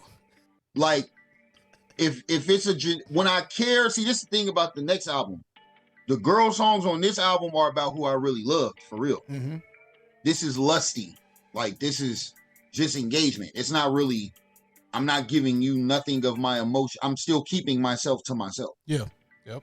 When it's like that, it's a game. Like I have to play this a certain way to keep myself in a certain emotional state. Mm-hmm. So I'm not really doing things that make me care about what happens with this. Why would I wonder where you at and who you with? Not because I don't give a fuck about you at all. It's because that don't have nothing to do with it. Right, that's your business. Yeah, I'm minding mine. That's the thing about the contract, bro. You have to be able to emotionally compartmentalize yourself within the contract. Killer. When you play this game, it only goes like this. And if you don't know how to play it like that, then don't play. Yeah. You feel me? That's not the same game then. You know what I'm saying? That's softball. We That's both out in hardball. the same spot. I look at you, you look at me. We don't keep the pushing. Don't keep staring at me from across the room at the thing and then want to run over here and charge me up. Nah, go the other way. It's cool. You trying to tackle me on a basketball court. Like, it's not the same game. It's not. But so and think about it, man. In most instances, right? A woman is trying to get money from a man without having sex with him, and a man is trying to have sex with a woman without giving her no money. That's the game right there. Yep, this nigga summarized it. Lifelong, the lifelong debate. And that's the. I don't really. Yeah, that's it. I mean, it sound kind of wild for real, but it's true. It makes sense. It simplifies. In this day and age, I'm gonna just say in this day and age, like the way the women is, the younger women nowadays. Like, think about this, bro. I was gonna put this on Facebook the other day because it was so funny to me because it was so clever that I really feel like Facebook it wouldn't do nothing to me because of how I put it that they wouldn't even know what I'm talking about. But these young girls don't drink Pepsi no more. They want Coke. Break that down. What you mean by that? They on Coke. But in order for Facebook to not do anything to me, I said, they don't drink Pepsi no more. They want Coke. Like, bruh. So knowing that there's new elements, like, bruh, when I was 24, 25 years old, I didn't know no fucking girls on cocaine. Nah. I didn't know them. Like regular urban girls, like college, suburb. You ain't taking a toot out of her pinky nails? Nah, never. But regular black girls? Yeah, nah. Never, bro. I never heard of it. So it's like knowing that there's new elements of the game like this involved when I was really prime age in the game. This shit is a whole nother. They tackling on the basketball court legally. I was about to say, imagine going to chill with a chick on like a late night mission. You there to roll up, you know what I'm saying? Do your normal like routine, and she just punch something and she scraping it up, just lining it up. I've heard the stories. I've heard them. Hey. No. So hold on. So we here now. If you there, this is like situation. Hey, it don't matter when it was. I'm out of there. Okay, that's what I was going to ask. What do you do? Do you be like? Do you hit it with the I'm smooth? Do you text your homie like, hey man, text me real quick that you got like that I gotta slide out? I'm gonna be honest, bro. I'm gonna be honest. I'm gonna tell you. I'm gonna just be really real with you. Okay. Right? Okay. I'm a real nigga just on the strength of a man is gonna react like a man first. A man is gonna be even a nigga that's like, what the fuck? He's still gonna hit her and just never hit her again. Yeah. You feel me? That's what I was thinking. Like, do you just like, all right, I'm here because I'm one of those. I was one of those. If I'm here, I gotta complete the mission, bro. I like no matter how janky the shit be. Because again, we talking about low level prize time. Like when the prize was you pulled up and didn't get nothing. Yeah, you can't leave empty handed. It's just not. Like I remember my dude a long time ago told me like metaphorically, he like, bro, we ain't trying to get no field goal. We want a touchdown. You don't get in the red zone to get a field goal. Right. It's going there. I'm too close not to score. Yeah. That's why I'm saying a nigga gonna be like, what? You gonna be creeped out and everything. But it's just gonna be another story for you to tell. Or you might just parlay the situation to just get the top. That's and just so you get something still out gonna of be it. crazy, bro. That's still gonna be a new experience. I bet it will. You just put listen. I'm saying far as the spirit of the person, like as far as just like it's about to be an animal, nigga. What the 8 ball say on Mr. Big? Get my dick sucked with the crumbs from the crack. Whoa. You be like, whoa, nigga. Then you gonna take the ride home by yourself. And you gonna be laughing like, man, that shit was crazy. Then you gonna think to yourself, but I kind of liked it. Like, and then you sleazeball ass nigga as you look through your rearview mirror. I'm gonna be honest, bro. I'm so normal. Like, I ain't never did shrooms. I don't like edibles like that. Like, I'm very normal still. Like, for me to smoke weed as much as I smoke, bro, those are two things that most people that smoke as much as I do, they already on that. They fuck with shrooms. I don't like roller coaster drugs, bro. Yeah. Like, when you get on, you're on. Yeah. You just gotta strap in and just wait till the ride's over. And I don't like that shit. I got too much shit to do. I got too much shit going on to be now laid out on the floor somewhere. When I used to drink lean, that's the only roller coaster drug that I liked. I didn't like it. But I had to see that, bro, it don't matter what you doing. You can't beat that. Yeah. You could be dry. Like, there's nothing you can do to keep you lively enough to not go to sleep when you're going to sleep. Yeah. So if you fall asleep driving a car, you're going to flip it. You're going to, like, Dolph did that before he really passed away. He flipped a car, asleep off lean driving. Yeah. Roller coaster drugs, bro, they really take you. I fucked with it a little bit in college. And the reason why I stopped fucking with it is because, like, during my college days, I was a little bit more rowdy and a little bit more, like, you know what I'm saying? Like, crunk. Being in the club, posted up on, because I had to learn that this is not a outside drug. When I mean it, I'm not about to be outside drinking this shit. Like, I gotta sit at home drinking and stuff. Beat it. You can't do nothing. So that's what I'm saying. You can't beat it. I'm sitting in the corner watching the room in the club, and normally I'm the nigga that's like watching, paying attention to everything and stuff, and I couldn't move. Like, it's like being Ray Lewis before he was about to retire. I could see the play before it happened, but my body just couldn't get me there to like stop it or do nothing. And I'm just like, man, I can't. Yeah. I can't move. I remember being off an edible, going to the club in BG once, and I'm like, I don't like this. Yeah. Because you're not coming back. I'm too paranoid right now to like enjoy myself right now. You're not coming back till you get back. Yeah. And who knows when that will be. Nigga, like pop that shit at 8, nigga, you gonna be up all night. Nigga, there's ain't no way around. Bro, that shit is like, I don't like watching what's gonna happen to me. Yeah. That's not, no. Yeah. Weed, that's why I just like smoking actual weed. Like, I don't like, bro, dabs, like, all of that shit is like, them like nitrogens, like them motherfuckers that just take you from regular speed to... So, my edible story, I was working at the advertising agency. This one lady who worked there, like, one of our clients was McDonald's, so she had some, like, weed butter off to the side. She put it in some aluminum foil and was like, here, just on the way home, get you a double quarter pounder or whatever and just smear this, you know what I'm saying, on the bun or whatever and eat this shit. You'll be all right. My little stupid ass. I'm like, all right, yeah, this is cool. So then I get home, I'll put it on the quarter pounder or whatever. I'm sitting there, I'm eating it. I'm like, man, I don't feel nothing. This shit wax. And then I go open up the aluminum foil and I just take a little, and I put it. I'm like, yeah, nigga. And I'm sitting there. Then out of nowhere, bro, I swear, like 30 minutes later, it's like, I feel like fucking Prince in this motherfucker. I was like, ew. Nigga just turned around. Woke up the next morning, nigga. One sock on. Still have my pants on and shit, but like one sock, shirtless with grease on my fingers. Don't know what the fuck happened. And it was just me at the crib by myself. Don't know what happened. Just woke up 3 o'clock in the morning, like going into the next day, like, what the fuck? And I started this adventure on my couch. Hey, man, listen. You gotta be careful with that shit, bro. You gotta be careful. Shit, man. I'm just saying. You gotta be careful. I'm just saying. But what I liked about this project, because even like you mentioned about, like, it was a moment in time, if you will, but to be able to still have the clarity to, you know what I'm saying, to acknowledge it, to acknowledge and be accountable. I wanted to make sure that there was a resolution to the toxic. Yes. Yeah. Yep. That's what I'm saying. I liked about that. That's what I like. You ain't just ended off like. I was trying to get to that earlier with kind of saying, like, where, you know, how early the start of the story is, leading up to me being this age, looking back on it.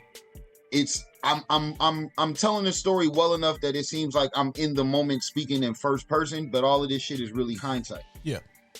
You know what I mean? But that's what makes you a good artist, though, because like it feels like we in there. It's like, oh, this nigga living like this, like he's a community figure. Like, how dare he?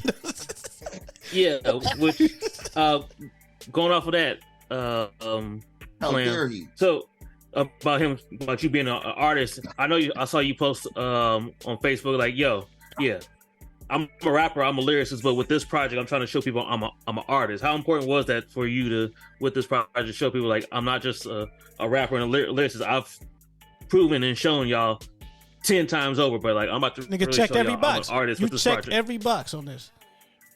I really feel like I didn't realize that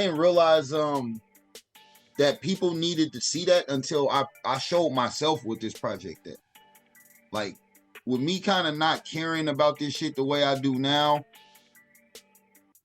I'm not gonna say that I've been doing no half-ass work, but my approach to it hasn't really been like really record, like trying to make records. Mm-hmm. Like it's just been music or, you know, decent, good raps and like just, I don't know. It's just been like, I haven't really put as much thought into it structurally as I did this. Mm-hmm. Like to try to make sure that, like, it was times where I would have like the songs that would be number 3 and 5, I would have them as number 3 and 4 and then be like, I gotta put a song in between these to make the story make gradual transitional sense. You feel me? Mm-hmm. So I was intentionally being like theatrical, like putting things in place where they make like chronological and cinematic sense. Like you can see this happening in this order because that's kind of basically how it happened. You feel me? Yeah. And like the beauty of it was is, like even it being a when mini movie. when you remove the fact that you personalizing these stories to be about me, you could replace these me and this girl with any guy and girl. Nigga, this like you said, this is a fucking rom-com. When I was like, bro, this is Martin.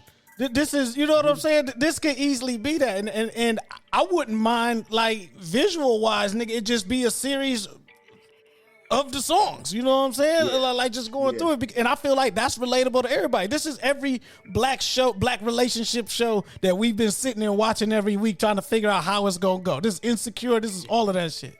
Like, on wax. That's literally how I felt. I was like, damn, I want to know what's about to happen next on the next song. Like, oh no, I literally was seeing it in my head. He told you what happened because he closed it out. It was all nice and stuff. And I'm like, wait, it's one more track. Spun the block, nigga. That nigga went right back around and get it again. Yep. But guess what? And that just tells you that if you really understand, that means the album starts all over again. In movie form, like you're about to do this whole engagement all over again because now you have access to her again. And that's why on Before the Summer's Over, when I say it to my aura. Yeah, I peeped. It's different. Like, it's different. Act like this when you really see me, and I'll believe you. Because it's gonna be that same mesmerized like look again all over again, like because you've already witnessed it before. You've already been, and no matter where you go, who you be with, it's stamped on you. Nigga. No matter where you go, what you do, you are who you are, bro. Yeah. So it was just one of them things where I wanted it to be like I'm really on some shit right now where I feel like I want my projects to make like. I want them to be a full color spectrum. Like I want the human beings are emotionally contradicted. And I feel like, you know, making music that kind of goes in a circle. Yeah. Like just back to it's the human in all of us. The toxic loop. We stuck in our own shit. We can't go forward because we just we recognize our patterns, but until we do the work to do something about it, here we go again with the bullshit. And a lot of times we really like that shit. Like we like how fun the bullshit is. It's fun fucking up shit. Until you look back and look like, damn, I did all of that. Yeah. Now you feel bad that you the guy that everybody looked at. You did all of that. But while you was doing it, it was fun. So again, like, the toxicity of the project is the youthful part, and the overstanding at the end is the adult part. So I just wanted to make sure it went in a full circle of evolution, not just sonics and making sure it's a lot of range in the sound. And that accidentally happened. I was more so worried about just putting the story in the proper context of if I was 21 when I first started talking about this story and I'm 36 now and I'm still thinking like that, I ain't shit. I didn't learn nothing. Yeah. You feel me? So where you are in your music now, do you think that, like, did you stumble upon something with this project? Because being vulnerable, also coming up, like you said, being more theatrical with how you do it. But like, is that something like going forward wise that you would look to do, like being more vulnerable, going deeper, like into the topics and the subject matter and all that, like different subjects? But like, is that like a cheat code now that you've unlocked? It's like, that's a crazy question because you asked me, did I stumble upon that? And it's like, I kind of have to say yes because I put this out before the other album, but no, because I already was more vulnerable than this on the other album before I even thought of this concept. Okay, yeah. So I feel that's the space that you in there. You just in this space now. Yeah. Okay. Like, I think I'm in this place where I'm more willing to tell the truth about my life than I ever been in my career right now. And I don't really understand where this comes from. I don't know if it's just the comfortability of me being more at peace with myself and understanding certain things about myself that I didn't understand before, but like I'm able to rap about shit that I used to didn't want to think about. Yeah. Okay, yeah. Yeah, I get that. Like I used to didn't even want to hear it in the conscious of my mind, and now I can hear me say it. Yeah. Like this next album I'm working on, I've saw like 5 men cry off this shit. Damn, like you got me excited for the next project. I still got to continue to dive deep into this one. I'm always ready for it though, because he mentioned on Fuck the Rap Game, Cold Hearted. I hit you on Cold Hearted. I was like, you was talking about some shit, bro, like on there, and even then, like you was deep on there, but I know that was because we've had other conversations. That wasn't even surface level, like the way that you was going. That shit was still deep. But like, I'm gonna tell you some real shit. How we talked about the 50-50 and masculine feminine. I feel like in music, I'm just now getting 50-50 with my ego and my real self. Okay. I remember a long time ago, one of my female friends from a long time ago asked me, why you rap like ain't nothing wrong with you? I was like sometimes, bro, I'm gonna be honest. And this be the shit that help you in life. When a motherfucker say something like that and you don't get that shit for like a year, like that shit be crazy. Like when that's my job, is to throw something at you verbally that you don't get for a while. Yeah. But when a motherfucker hit me with a bar like that, why you rap like ain't nothing wrong with you? Basically, why do you only rap from your good side? Yeah. Why do you rap only about being special? Like, show us your scars. Flam, show us your scars. Now listen, right? No, after the why do you rap like nothing's wrong with you, all that other understanding and different verbiage of it, that's me rewording it over that year I didn't understand it to kind of like understand it. So like I'm actually really, even these songs on this album, it's like I'm telling you what happened to me. Yeah. Now there's different genres of that. You feel me? I could tell you what happened to me when I went to the mall. I could tell you what happened to me when I went to my mom's funeral. I could tell you what happened to me when I broke a girl's heart by not wanting to go emotionally as far into the situation that she wanted to go into it. I could tell you what happened to me when I got kicked out of college and I went to jail with my whole refund check in my pocket. I could tell you what happened to me. Like, I could tell you what happened to me, and it's different. My life has been lived in a way where there's different levels of what happened to me. Yeah. What up, y'all? It's your boy Free, aka Free Illuminati, aka Young Freezer Burner, aka the Black Peter Parker, aka Poon Knight.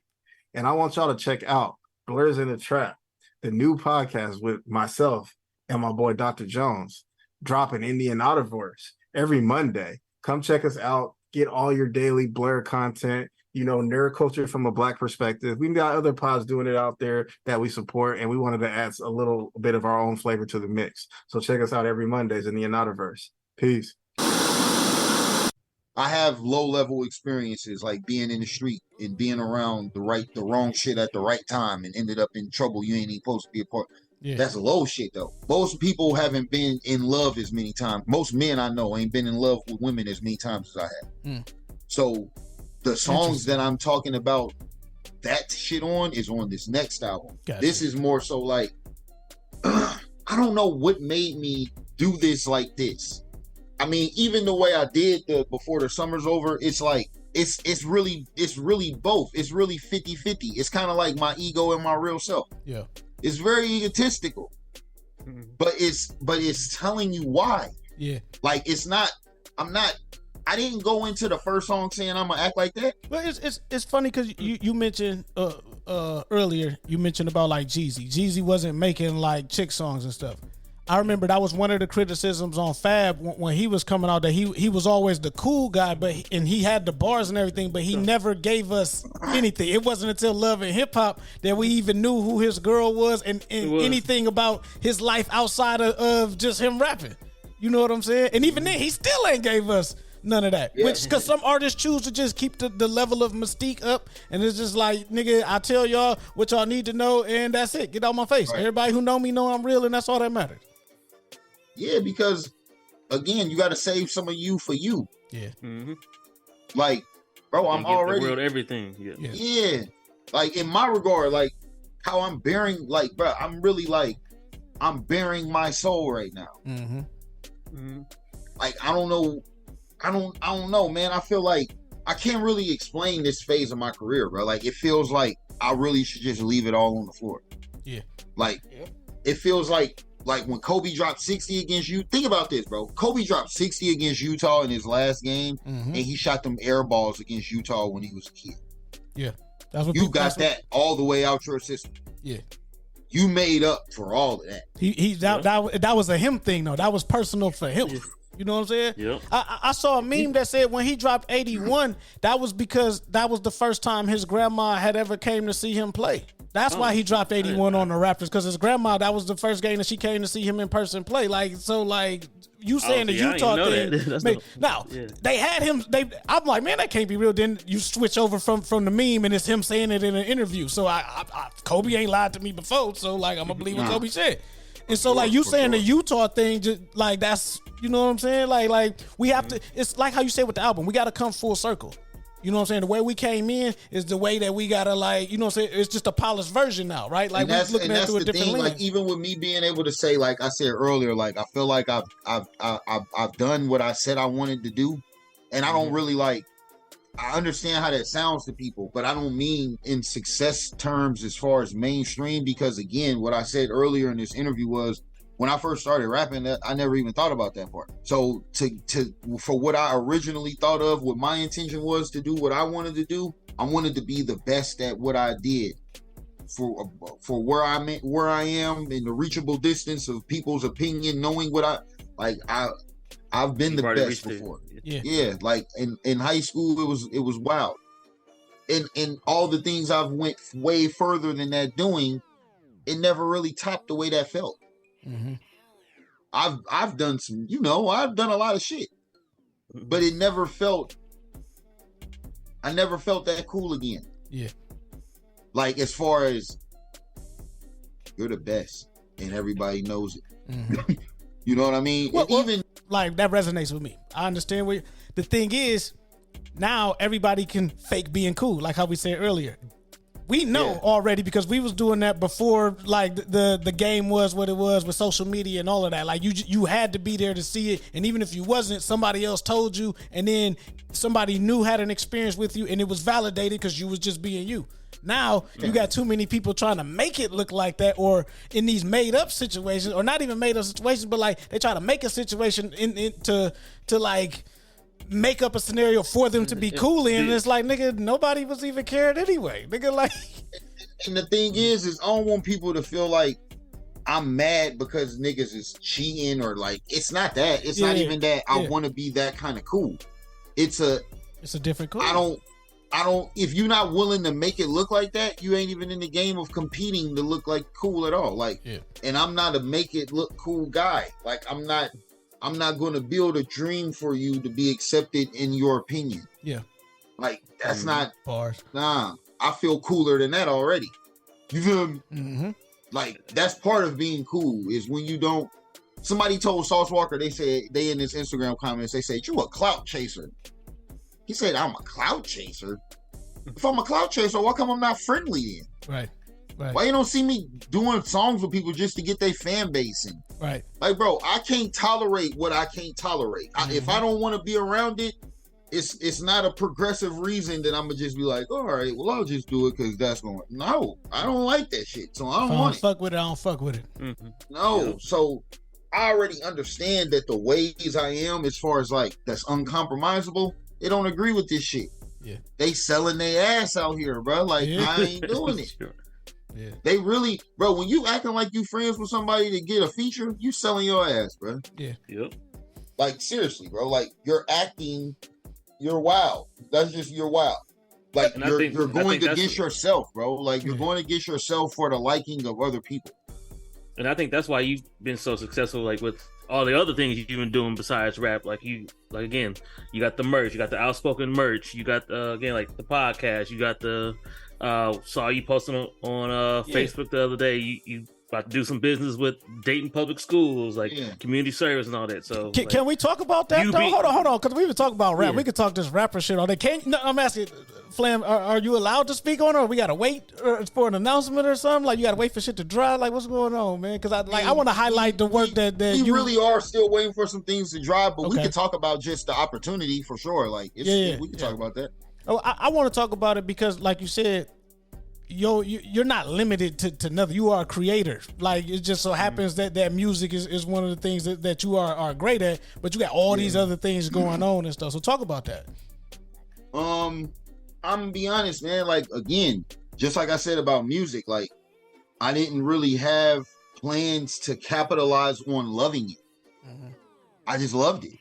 Like clothing, like my dad was buying me name brand clothes before I could read what name brand was. Mm-hmm. And my dad was in a situation where he had a lot more money than my mom and they wasn't together. So he could afford to buy me nice materialistic shit. But my mom is very poverty stricken. So I got brand new clothes and no washing machine. Mm.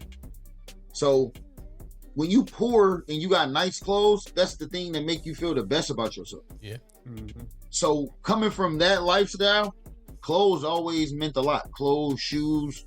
I was ironing my own clothes, starching them in the 4th grade. I was cleaning my own shoes with a toothbrush in the 4th grade. Like, I've always cared about my appearance, and I always watched what was cool in the street and the new it things and what's the brand changes and what stitching is on the back of your jeans and what brand does it mean. And I always watch that shit with very close attention to details. So. All those niggas that cast out on Ed Hardy and then come to find it was summer came and nobody was wearing that shit again, man. It was a sad day. I had Ed Hardy on in my first video. Yeah. That's how long I've been doing this shit. I had Ed Hardy on in my first video. And it was fake, but I had it on. I'm just gonna be honest about that. Yeah. That was, man, I shot my first video in like 2008. That sounds crazy when you think about it. It's 2023.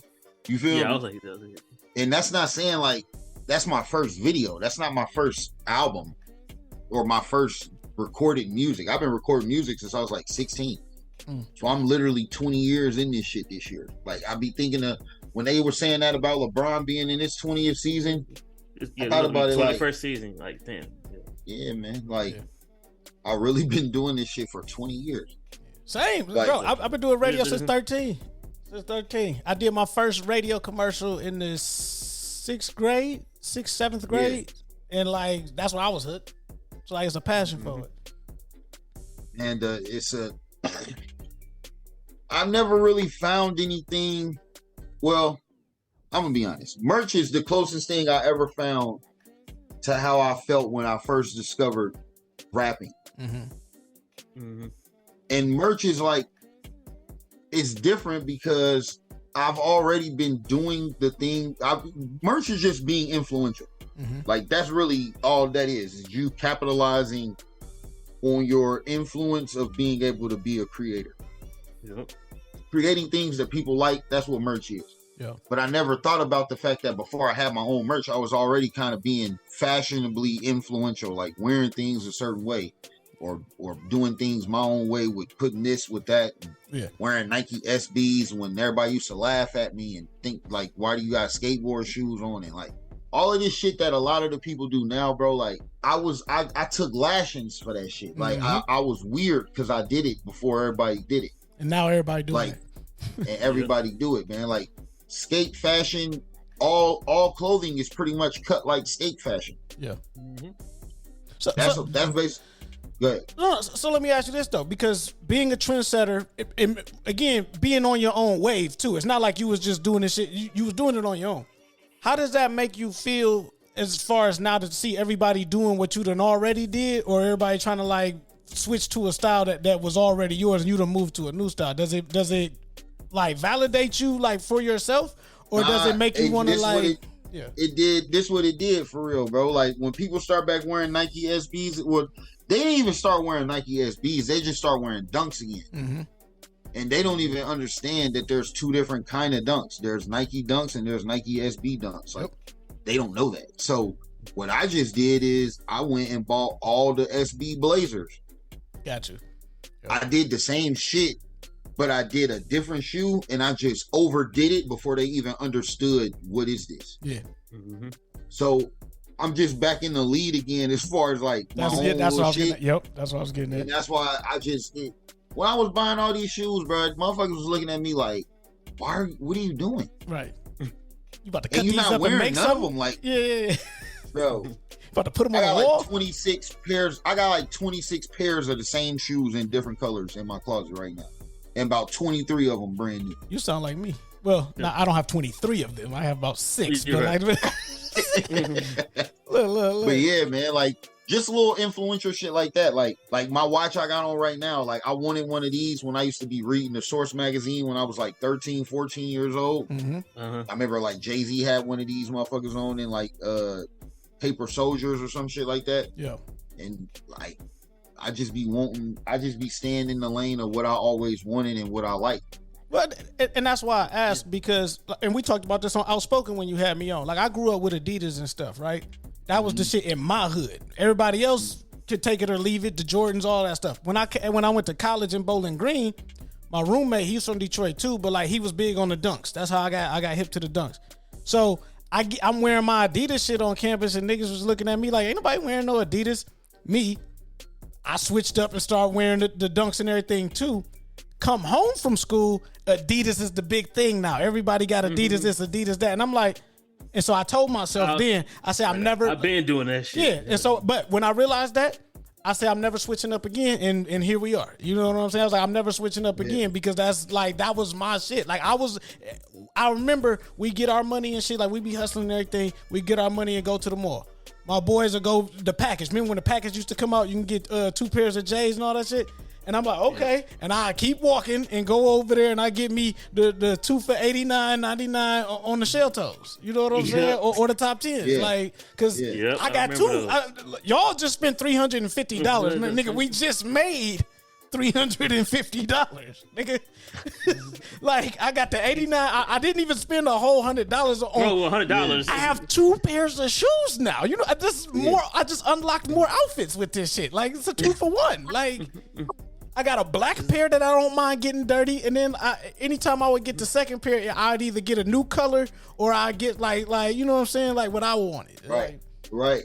I can get like 6 pair for what y'all just spent. Now, and that's the thing, man. Because I'm gonna be honest, I feel like my fashion sense has come from I've been both. I've been able to be both. Mm-hmm.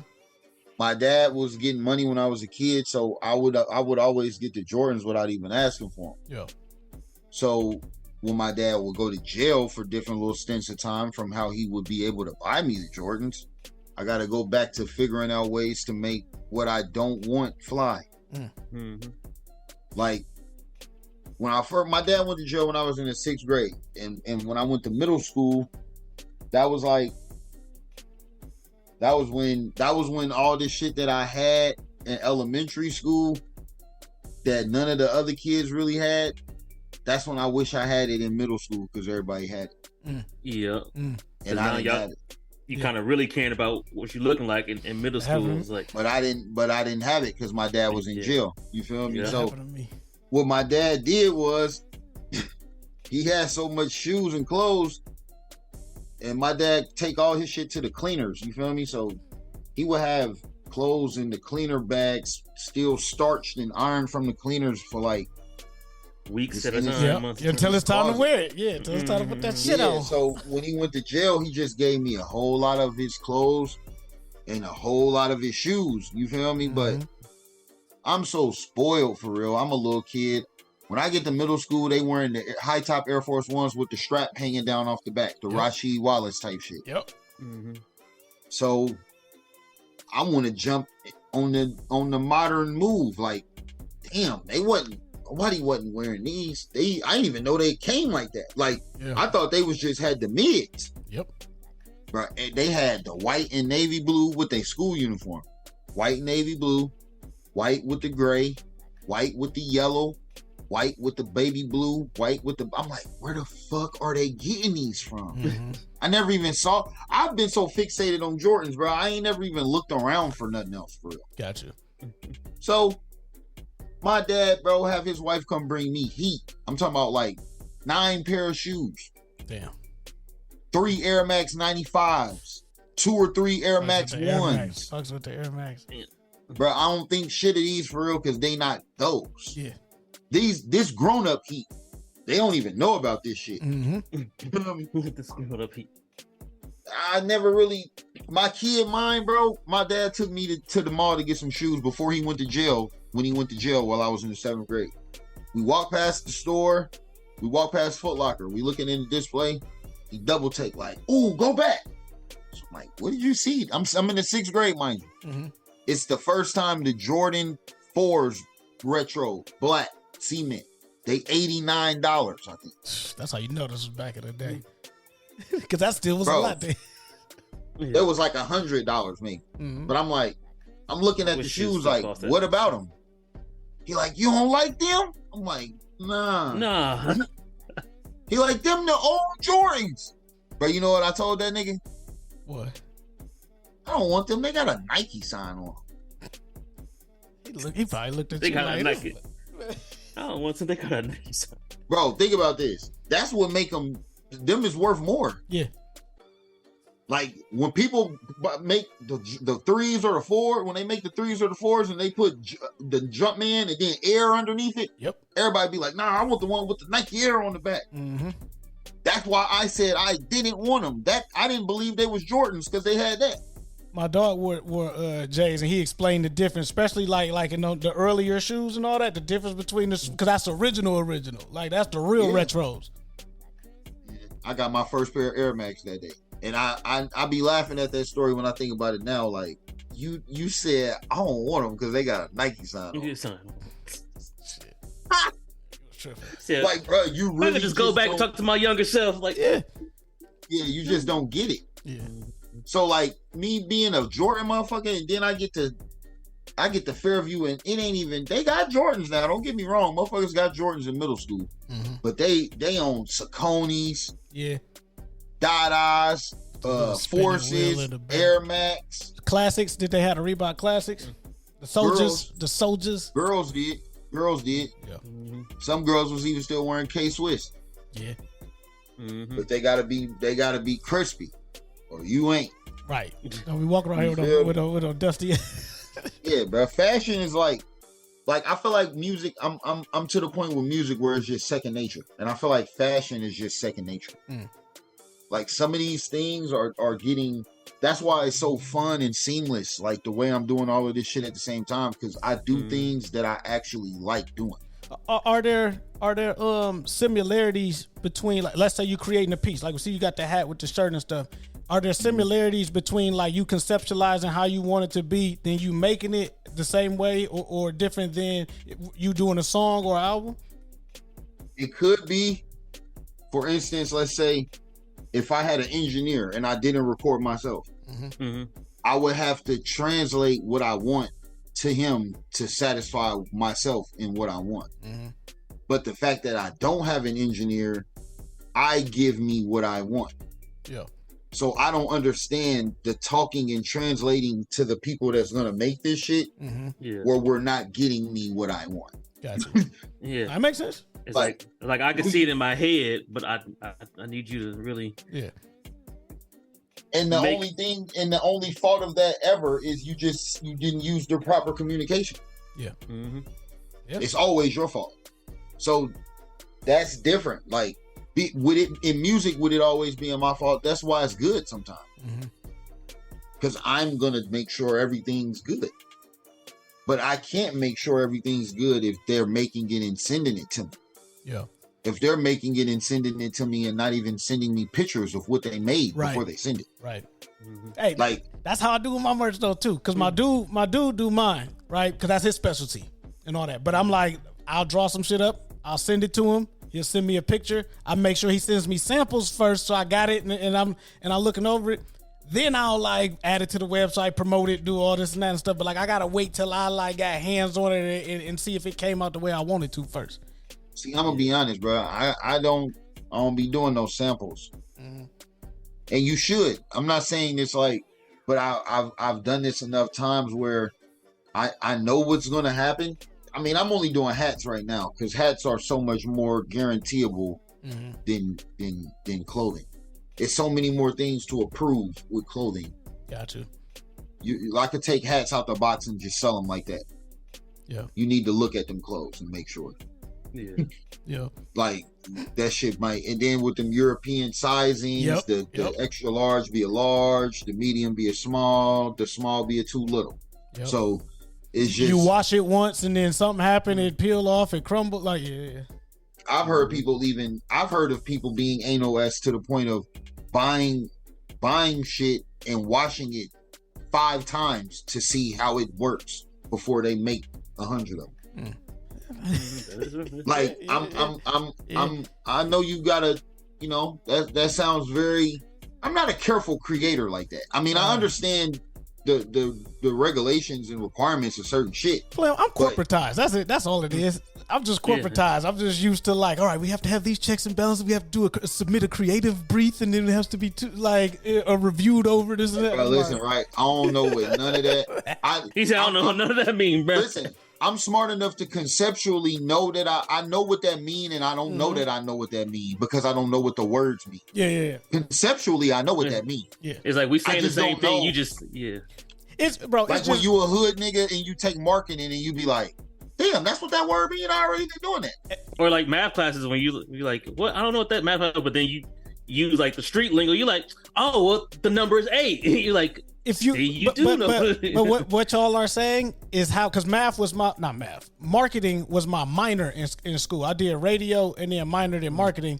How I was able to conceptualize it, we learned about the 4 P's. It was like price, promotion, place, and product. And again, if you from the street, you just, those 4 things you can conceptualize, and that's how I was able to get the lessons and all that, because I just applied it to, if I were to distribute this like this is how I would do this, and that's how I was able to learn marketing. So see, when you only seen those concepts in the street, you only understand it like that. Yeah. And that's the part where no matter how much I'm like not a street nigga as far as the actions I take and the life I live in regards to just the bullshit, my financial literacy is that of a street nigga. Yeah. Like I didn't, until I got my business and everything set up, I never had a bank account. I was a top drawer nigga, bro. Like, I was shoebox. I was about to say. Yeah. Like, you just know what you know until you know something else. You feel me? I only seen people have cash on them. I ain't never seen nobody with no cards. Yeah. No men. You feel me? So like, and that's just a testament to shit. That's most black boys' education on financial literacy. It's the examples of men you got that's financially teaching you this shit. Yeah. Without even saying nothing. If you just see a motherfucker go to the ATM, like I ain't never seen my dad go to the ATM. Right. Well, I mean, like, go to the room, look under my bed, and grab whatever this out. Like, and he ain't never told me no shit like that neither. I was gonna say, because they ain't gonna tell you where it is. Like, no, like, that ain't gonna happen. But I would see my dad do shit like break 100, and it'll be like $84, and he'll just give me the change. See, and I would think shit like, man, my mom, like, ever do nothing like that. Like I could obviously feel the difference in how tight it was over here and how much it wasn't no pressure over here. Yeah. And I just, you know, I always kind of just knew money give you a different kind of freedom and a different choice to make. Yeah.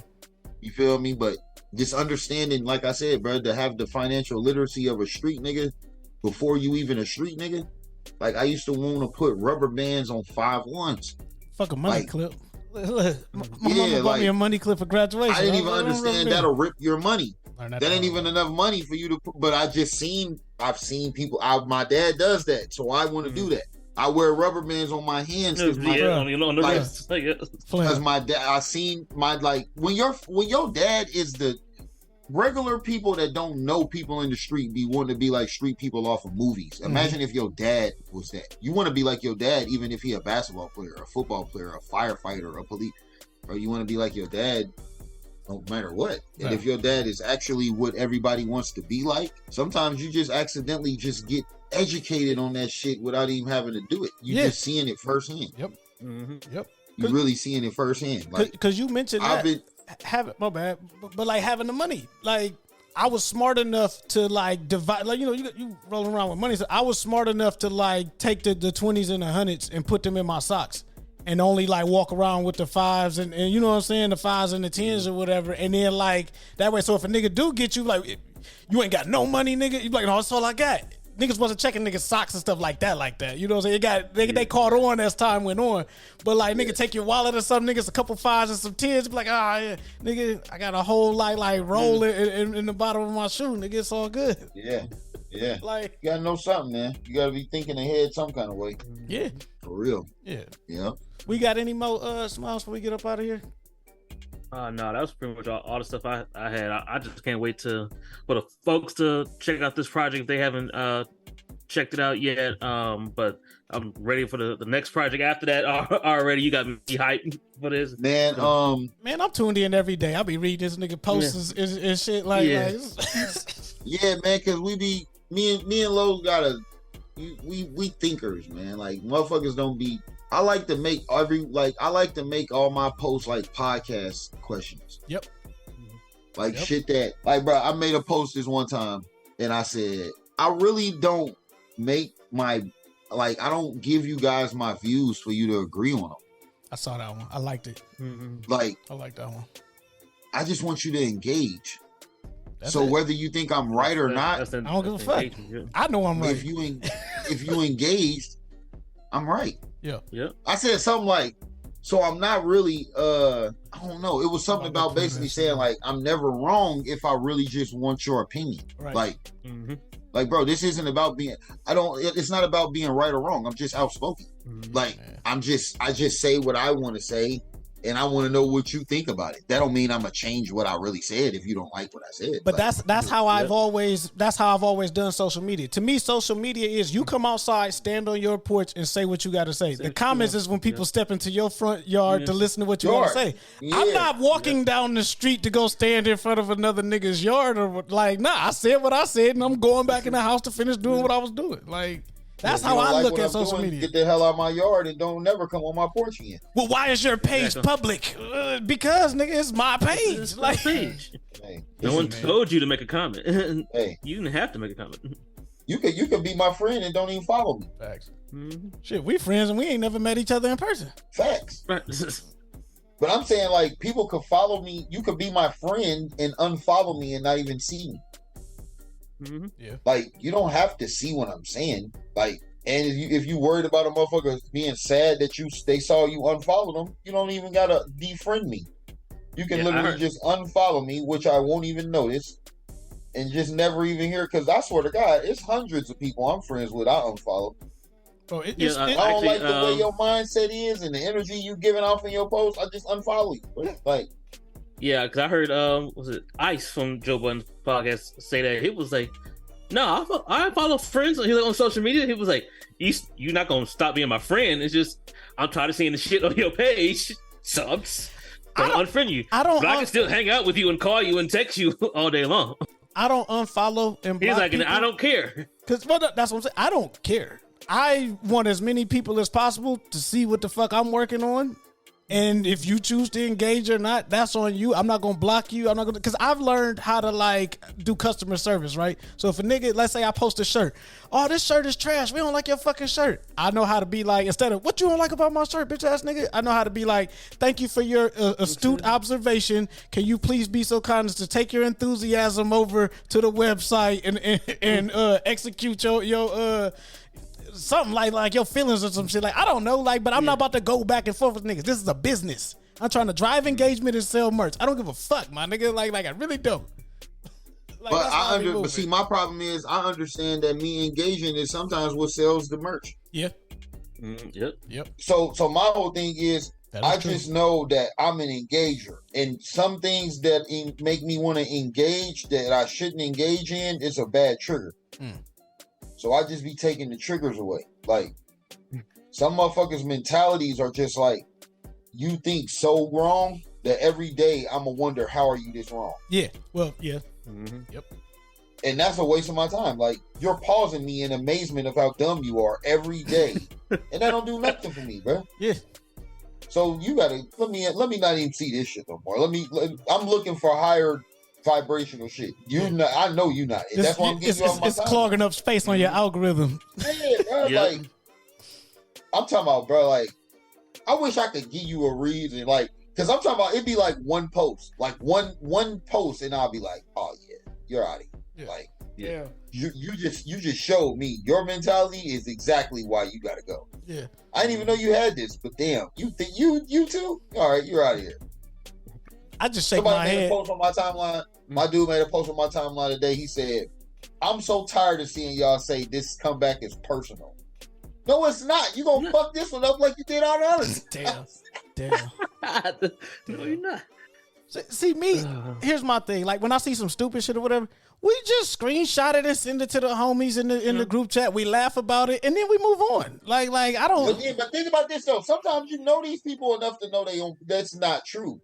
Then I hit them. Yeah, I'll hit them personally. Be like, bro, what? But You then know it you don't lying. even be that personal of a connection. Like, it just be like, bro, I know you didn't just say that. Oh yeah, well. Like, I ain't your nigga enough to call you out on it and be like, but, bro, I know you lying. I know enough about you to know that ain't it. Yeah, I've seen enough of that, like, from like coworkers. Like, I know you. The advice I got is social. let them live over there. Like is the advice that was given to me. Yeah, like, bro, listen, right? People always talk about social media ain't where people should be judged, but I'm liking it and loving it. That's judging it. Yeah. Yep. They don't have a not like button. That's why I'm talking shit. I wish they had when they said they was gonna come up with a dislike button. Unlike. Yeah. Nah, that's gonna make people kill themselves, bro. I feel you, but that's gonna I know it's gonna. I know, the kids, because they it's gonna damage their egos. But this grown ass men out here, imagine if you get 1 million not likes. Niggas delete their whole page. Yeah. Hey, I'm not gonna lie to you. Somebody gave me a one star review on Apple Podcasts, and I was like, man, fuck this person. He don't know what he's talking about. Imagine going viral in not likes. Hey, in this culture, this day and age, them niggas will turn that shit around, bro. They'll turn that shit into making it like the most uncool nigga. Like, oh, I'm the most uncool. Like, they'll flip it. They'll find a way. Yeah, but contrarian culture. But bro, unlikes couldn't be me. I delete that shit so fast. I listen. No access. That's what I'm saying. There's motherfuckers that'll delete that shit and then tear their house up like a Cowboys fan. Yeah. Oh shit. No, I'm thinking worse. I'm thinking like I post a picture of me and my daughter, and then like I get like 50 like non-likes or something like that. Think about that, bro. They can't tell you that. I'm socking niggas. Thinking that. Flam, I'm socking niggas, bro. Like bro, it don't matter. Like, bro, there's somebody looking at somebody with their kid on Facebook. Like, bro, that's a funny looking little ass kid. Yeah. Like, but what if they could react to this saying that? I'm on fights. Shit, you I'm want, just saying, you want like, some drill music? You go get you some drill music. You go get some drill music. The whole blow up of emotional human affection of yourself, like the validation of yourself through social media, you could be unvalidated with that shit too. Yeah. Yep. Yeah. So it's like I don't understand how. I mean, I understand how they want to limit the shit to being more positive than negative, but I don't understand how they don't think people being judged and it's determined from a reaction based off how you feel. Yeah, that's judging me. Every time you do something, whether it's cry, care, laugh, get love, mad, or like, or mad, bro, you judging my post. Like, yeah. I mean, that's what it's for. Yeah. But and a good salesman like, is supposed to evoke those feelings to keep them coming back, because that's the secret ingredient right there, to make people care. Because if people don't care and you get zero on anything, like no dislikes, no likes, no nothing, that's what's really gonna make niggas quit. Nigga, you gonna keep scrolling right past that shit. Because you can't tell, like, bro, I watch my likes, bro. Yep. I'm not validated by them. I'm just competitively watching them. Well, I want to see who's fucking with it is and how they fucking with it. That's what I want to see. Yeah. You know what I'm saying? Now, if my best friend, because two of my best friends that I've known since I was 6 years old, they not really on social media like that. They'll pop on and off, but they not real vocal. If they don't like my post, I'm not going to, hey man, get on here and like my post. That doesn't matter. They're my dogs for life. You know them like, enough to know that they like ain't gonna count no way. Right. Yeah. So it doesn't matter. I'm more so about the people who are the casuals and all of that. It's like, how am I, like we said earlier, how am I swaying the crowd? Like, how am I impacting? I look at posts like songs and merch. Yep. Like, if I made a post about girls, do girls like it? If I made a post about guys, do guys like it? Yeah. If I made a post about niggas not being shit, did guys not like it because they know they ain't shit? Right. Like, I'm literally doing the analytics of like, that's the marketing. Yep. Yeah, that's marketing. Yeah. But again, this is the type of shit that from a street nigga perspective, like, you don't even look at it like that. Yeah. You just looking at it like I don't do like all weed. that. Like weed. Like, when I sell this, do they like this better than they like the other shit? Or should I just keep getting the other shit? You feel me? Like, right. That ain't really putting no fucking marketing terminology on that shit. That's basically just grading the quality of a product and dictating the sell of it from there. Well, like focus groups. That's what that is. You just get 8 niggas in a room. If y'all like when I talk about this, I'm gonna keep talking about this. Yep. If y'all don't like when I talk about this, I'm gonna talk about something else. Or am I going to be an asshole and know that y'all don't like when I talk about this and keep talking about it? Exactly. Yep. Oh, look, the J. Cole fans, like, that turned into a thing. It was a couple like sub themes. It's over now. I had to keep reiterating that it's over, but the J. Cole fans just thought like we got to keep, like, you know what I'm saying, running down on this nigga low because he keep like taking shots at us. And I'm like, nah, nigga, like, y'all can have y'all got it now. It's over. But like I milked that shit for like 5 years, bro. Like, to the point where I was getting text messages every time J. Cole dropped an album from niggas like, oh, what you got to say about this shit now? Niggas like, bro, it's 8 o'clock. I ain't even brushed my teeth yet. Like, I already know I'm still not gonna like it. Yeah, but guess what? I know that I'm, like you said, the reaction that I got, if I got 8 niggas texting me, asking me what I thought of J. Cole's album before my feet touched the ground for me to listen to it, then that means that y'all care what I think. You know what I'm saying? My opinion matters. And niggas don't be understanding. There's niggas like us that's all we want you to do. Exactly. Yep. Well, they not in the game. Give me a chance to tell you who I am, basically. You feel me? They not in the game like that though, Flam. They don't understand it. They still think that you know what I'm saying, they're supposed to post one thing, it's supposed to go viral. They don't know how to make it go viral. Niggas is robots. They're not conductors. They're robots. Mm-hmm. That's true. Like, when you like, bro, I've done things in my life on purpose, knowing, man, ain't nobody gonna do this. Mm-hmm. Like, and when I do this, everybody gonna look at me. Yo. Like, not even to say that I'm going out of my way to get attention. There's a way you could look at it, sure. But I'm literally making up ways. Yeah. I'm playing a game with this shit. I'm like, when I got new Jordans today, I'm sharpening my pencil all day. Oh yeah, facts. Facts. I'm doing this shit on purpose, bro. Like, I've been playing this imagery control game for a long time. Mm-hmm. When I wear this, I notice they act like this. When I wear this cologne, I notice they act like, bro, this is all intentional. Mm-hmm. I know what I'm doing. You feel me? Yeah, man. And when you know what you're doing enough to do it and just put it in a motherfucker face and watch them react to it, they don't want you to see them react. They be like this. Yeah. I didn't see it. Like, nigga, you see my shoes, man. Everybody around here mentioned my shoes. I know you saw them. Go ahead, tell me what you think. Not that I give a fuck, but go ahead and get your comment in too, so I can add it to the. You know what I'm saying? I can add it to the survey. Like, it's all good. Like, I know how to what the fuck people. Like, where they have to battle within themselves and silently ask themselves, "What this nigga on?" Right. See, that's it. All right, Flam. Look, like right now. Look, prime example. Go. It's this polo shirt that I want to get. It's a motherfucker skateboarding. The whole shirt is a picture. It's a motherfucker skateboarding on the beach. Like on the sand part of the. No, yeah, on the shirt though. Yeah. He's literally on a skate. I'm gonna send it to you when we get out. Okay. He's riding a skateboard down the shore of the beach. I want to have on Nike SBs with that shirt. That'd be fire. But who would even correlate that? Only the serious niggas that really know the culture. Right. You gotta be in it to know. What word is in the middle of competition? Petty. Petty. Petty. I started. I was like, I wasn't prepared for a spelling bee. Bro, you gotta be petty when you're trying to outdo niggas, bro. And when you know what you're doing, that's when being petty becomes second nature. Like, I'm gonna go into the smallest detail and just, I'm gonna fuck you up the way you don't even think can be done. Like, how does this guy keep doing this? He keeps doing it. Yeah. So that's what it's all about, man. Even with the new album that we about to put out, man, it's a way of fucking people's heads up that they never thought.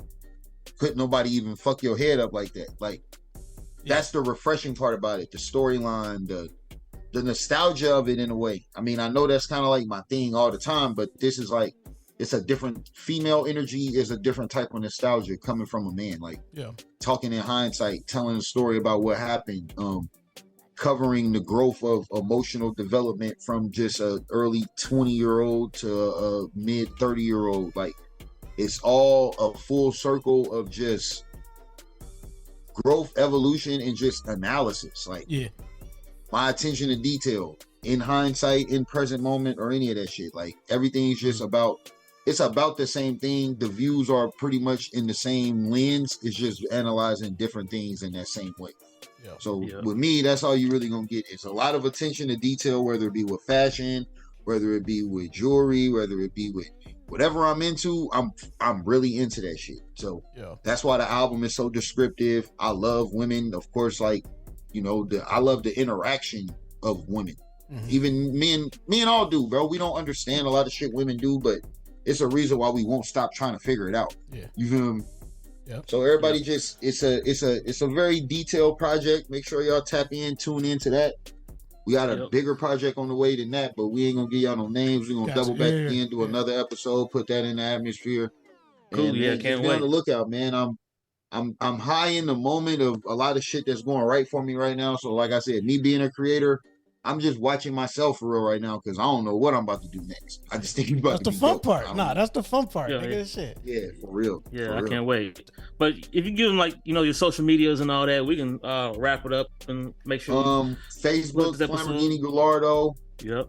Facebook Flamborghini Gallardo. Instagram Flamborghini_DYT.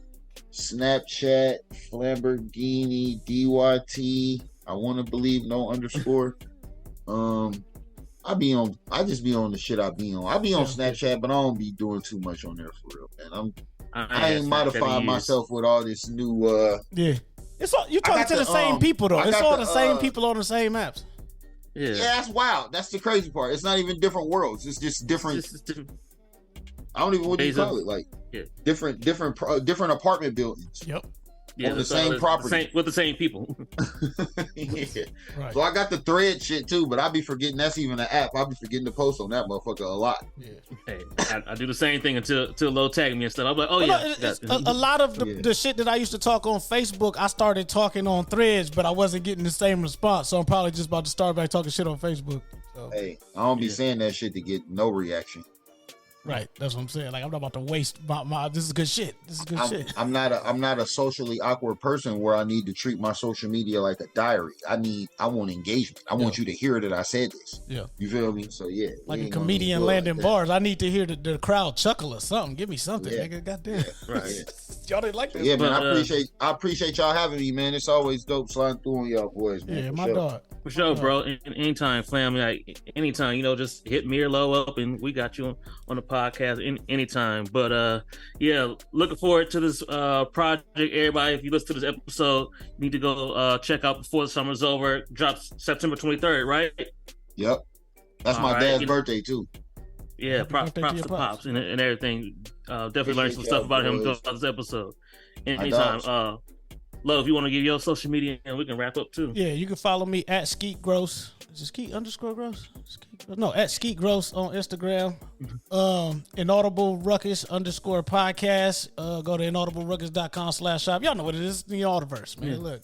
Hey, bro, why did social media make the underscore so cool, and now we don't even remember if we have them in the name or not? I can't remember. That's how meaningless they really are. It is. Mm-hmm. It just became a cool thing. Underscore, like that's a long word to be so cool, bro. Why do you want to just insert underscore into everything? All right. Yeah. Crazy. Yeah, man, we out of here, man. Yeah, it's your boy Smiles. I'm here with my man Skeet. I'm here with my man Flam. It's been another episode of the Music Impulse, and we out.